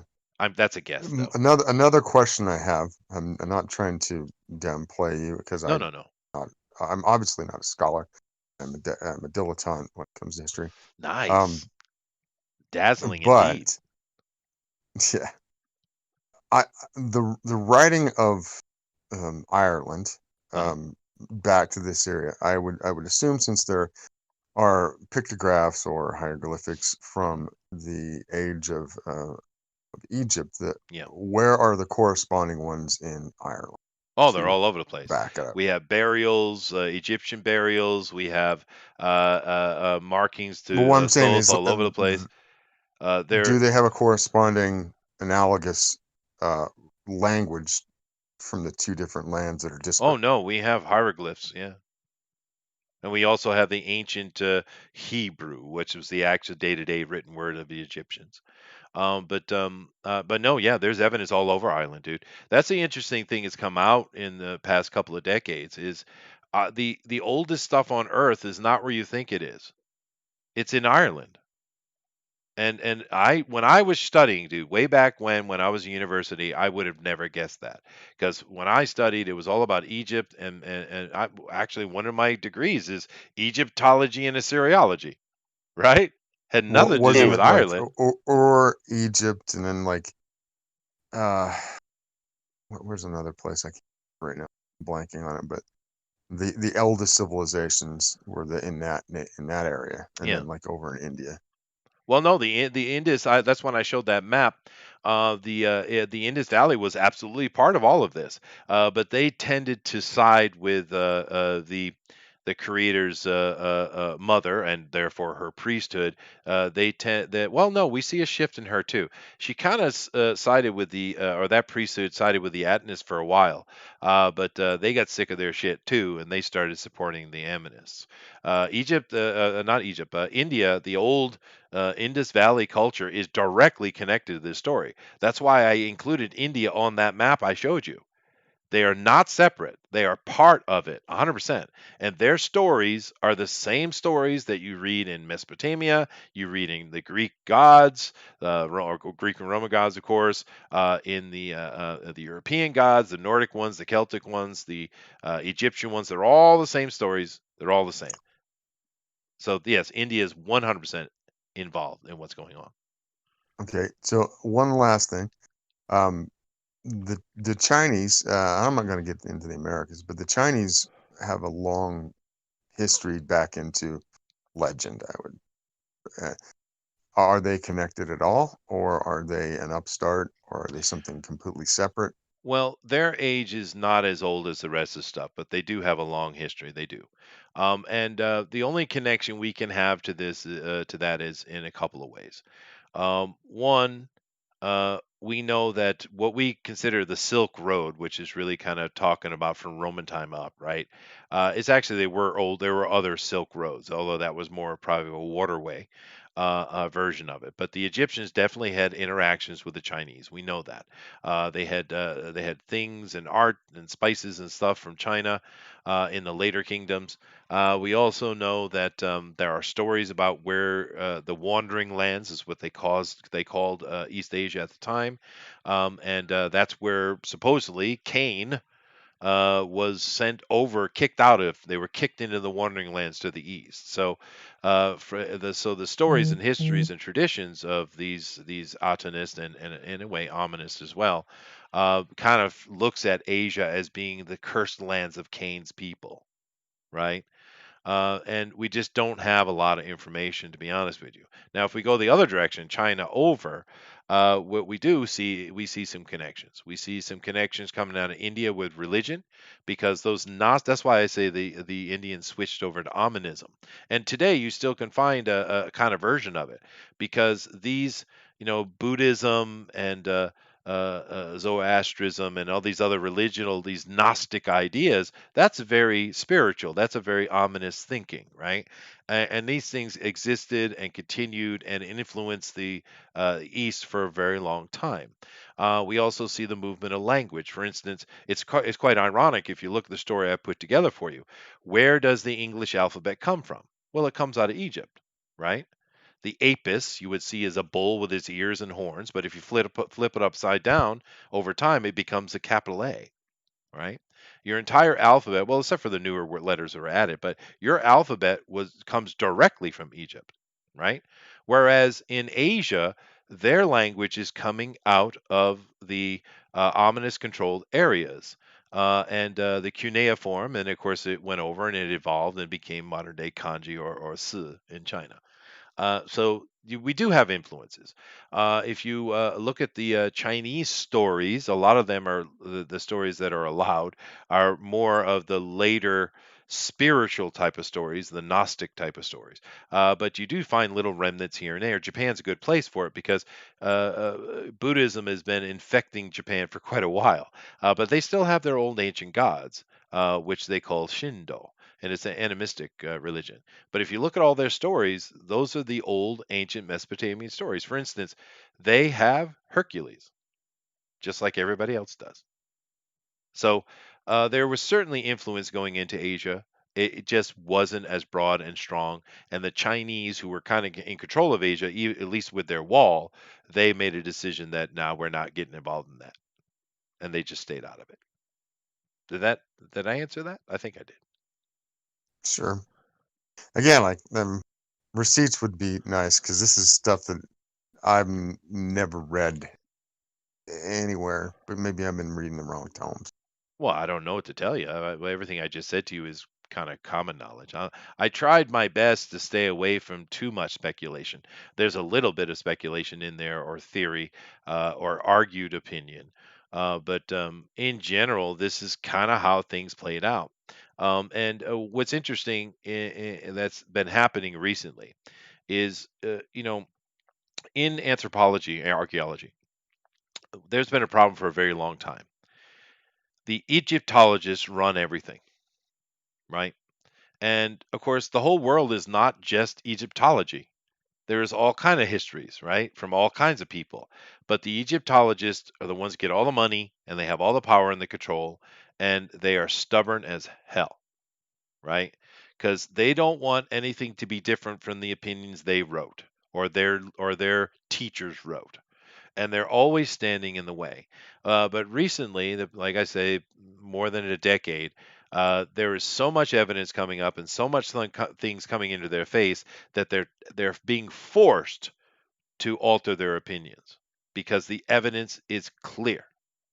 And I expect over the next 20 years, you're going to see a revolution in anthropology, and the textbooks that the kids eventually will see in front of them will be radically different than what we're looking at today. Well, like I've said, I've read several different histories of different, especially European things, Mhm. and Middle Eastern, and obviously Egyptian. Uh, and Well, what I've is it your never question? heard What the would you like to narrative. question? Pick one. Well, no, I'm not debating you right now. I've never heard this Could be narrative fun. before. So Well, I I'm mean, just saying, is there a book you could recommend that would detail this? oh Jesus, the invasions of Ireland, the Eddas, any book on Well, Egyptian history, the Mesopotamian writings, the God stories, the Indus Valley litanies, a lot. see, Yeah. this doesn't make it. This does not make it into like just like I said, dilettante areas. No, This must be and you got to understand what I've done today is I've taken decades of information and knowledge and thousands of books really, and kind of melted it down into a very generalized version of how things came to be, right? I don't have the time to sit here and do a 300-hour presentation. no, no, and I don't expect you to do that. That's why I'm asking for reference. Yeah, So but no, like just go a read the book. histories of places, and you'll start to get a better and better understanding. A lot of the writings in Ireland are ironically turning around and being far more literal because for a while people were like, "Oh, the Irish stuff, it's so hard to get your head around it. It's so spiritual and it's talking," which makes sense because they're ominous, right? But it's not actually. It's pretty straightforward. And it's interesting how certain things were automatically accepted, like the Milesians came up out of Spain, ultimately coming, or what we call Spain today, but ultimately coming out of Egypt, right? That's not argued, right? And we have all of these Egyptian burials and Egyptian stuff. You know how many baboons they've dug up in Ireland? Uh, Ireland doesn't have baboons. Why do you think baboons were there? Why do you think they've found so many baboon skeletons next to temples? Well, because the baboon is the symbol of Thoth. It's his animal, his spirit animal, which is interesting because he's always represented as a bird, right? But the baboon is actually his symbol. So they because it's the Holy Land, they of course had brought many baboons up into the area, and they would have them run around the temple or probably chained to a pillar or something. And these baboons were just representing Thoth. They're not native to Ireland, but Ireland was the Holy Land. Now, like I said, I didn't get into the antediluvian stuff here at all. I stayed away from it. I'm just looking what happened after, right? And what we definitely have it starting with, the Tuatha Dé or Thoth's journey coming into Ireland and reestablishing the Holy Lands and the temples there. And then it continued on to Egypt. Okay. Thundero? Yo, No? Just I playing am that game, here. huh? No, I'm listening to you. And I was also reading this headline. Apparently, the Danish Prime Minister has set the goal of zero asylum applications, citing social cohesion.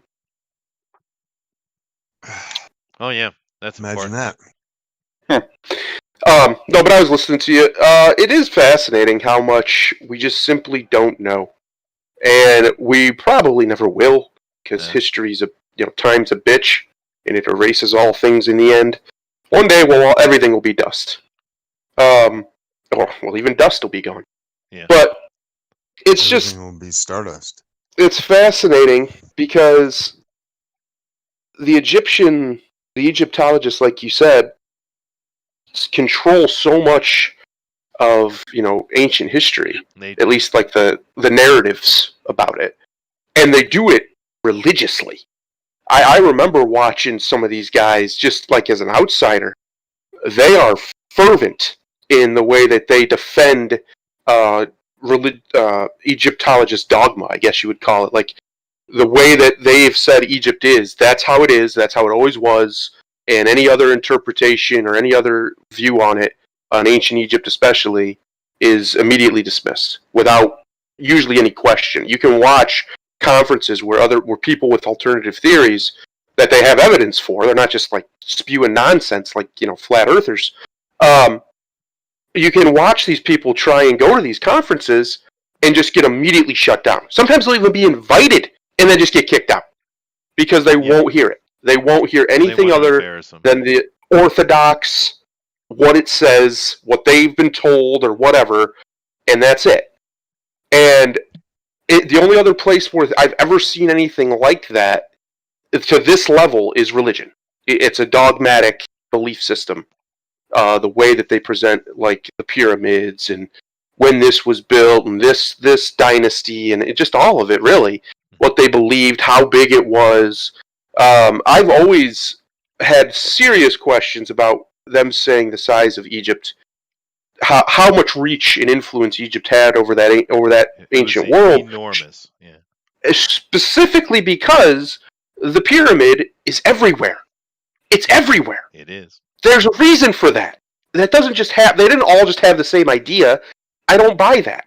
Not literally all over the world, and almost all in the same region around the equator, within a certain like a strip. You can look it up online. People have pictures of it. It's like a strip wrapping around the world, where almost all the pyramids, like actual pyramids, ancient pyramids, are.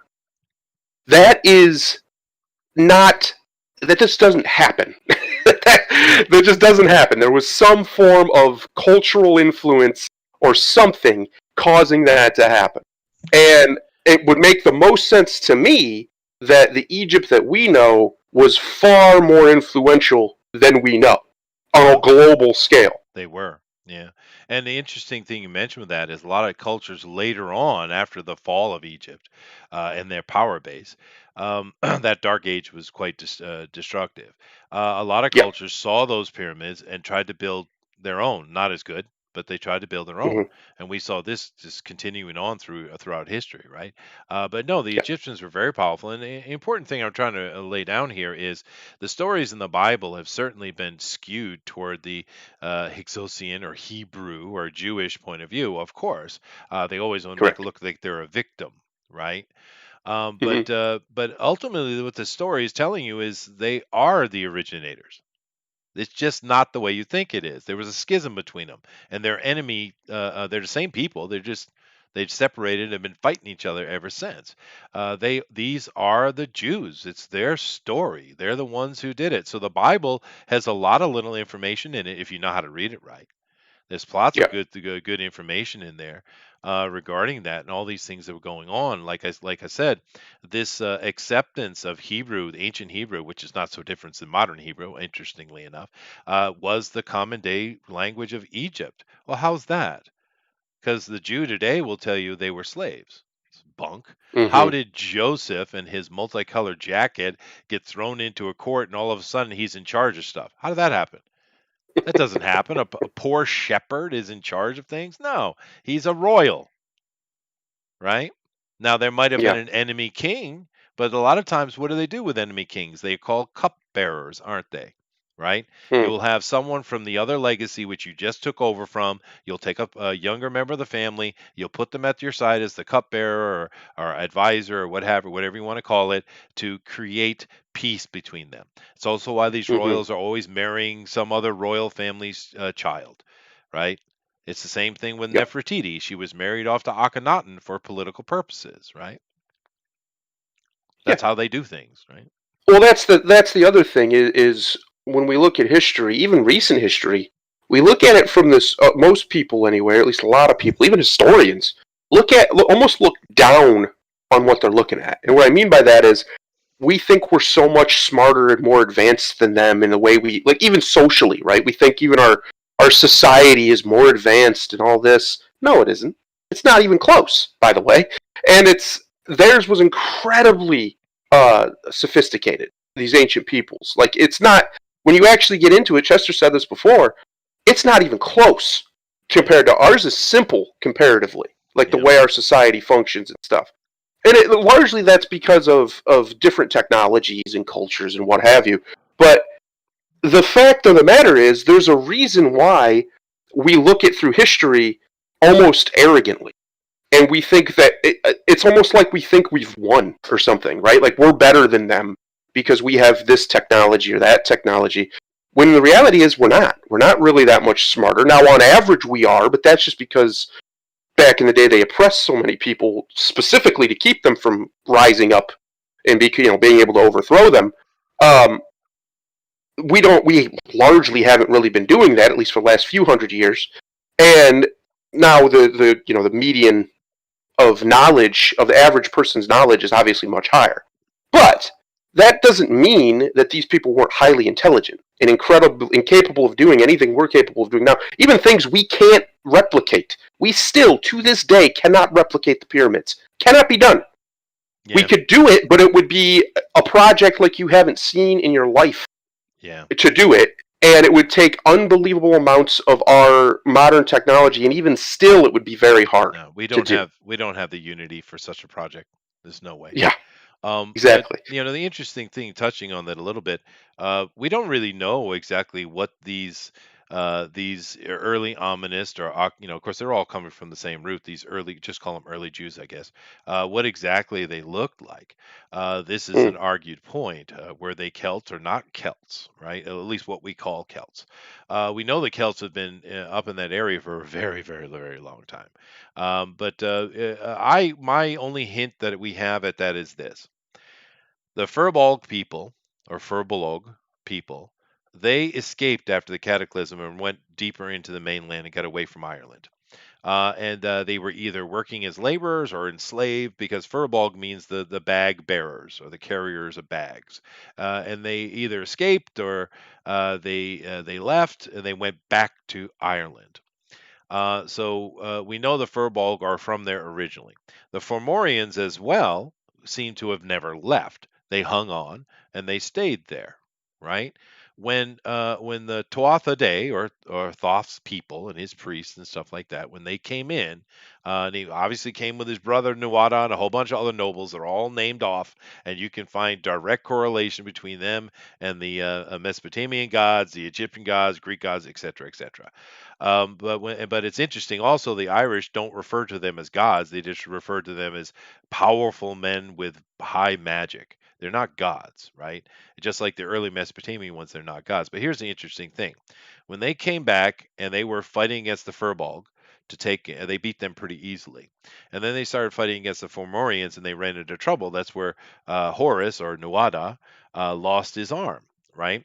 And he couldn't be king. So the one who came was made king for, I'm sure, political peace points, was a Fomorian, a half Fomorian named Bress, right?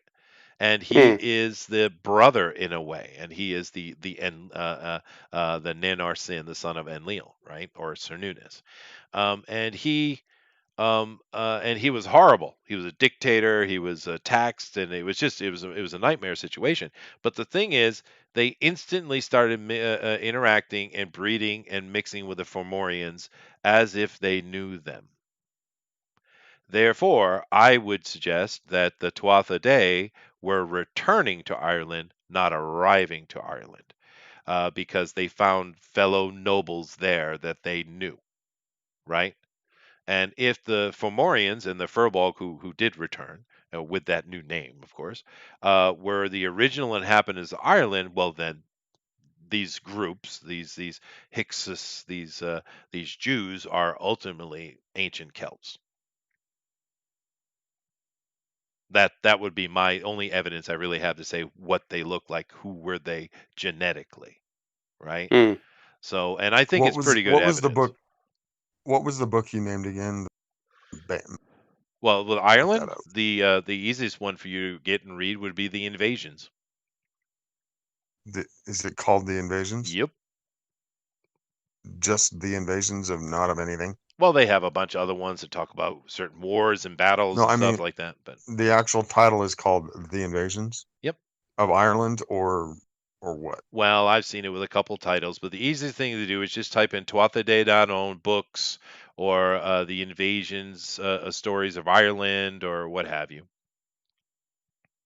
There is a Okay. really good book by Michael Tsarian, which he calls the Irish civilization, um, the Irish civilization origin, I think it's called. Now he gets more into the alien gods, and he gets into more of that stuff, which, like I said, it's fun. I have no trouble with that side of that argument. But he does get a little bit more fantastical, I would say. But he does actually cover the stories and stuff really well. He puts those histories in a very long 2-volume set that he covers the entire thing quite well. So that just take it with a little bit of grain of salt, because he's certainly putting the concept of the antediluvian stuff is coming out of an aliens landing on the planet. He's taking that point of view, which, as far as I know, I mean, it could be, I suppose. Okay. But the I just histories put are that quite into good, Authentic though. the Invasions, and Yeah, it yeah, gives me the 5 yeah. invasions of Ireland.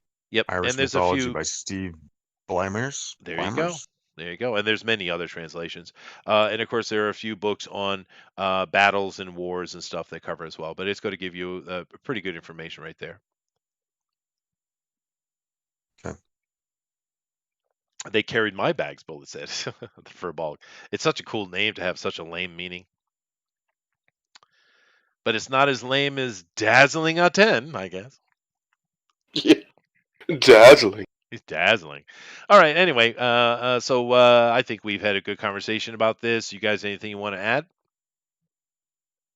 No, Nope. this is out of my purview, so Yeah. I didn't say a lot. Well, this I've enjoyed doing this presentation, and I do appreciate you guys leaving me the having me the leeway to do such a thing. I think it's very interesting. I think it helps us to also understand where we've come from and where we are. And the one thing I would definitely say is when you look at these two groups that have been banging heads for a long time, whether it been a consistent litany of idea or just a tradition that keeps getting picked up over and over and over again. Either way, it doesn't matter. These Atenists and Amonists have been banging heads for a very, very long time. And when you look at the story, it's kind of very clear. The Ammonists are much more spiritual.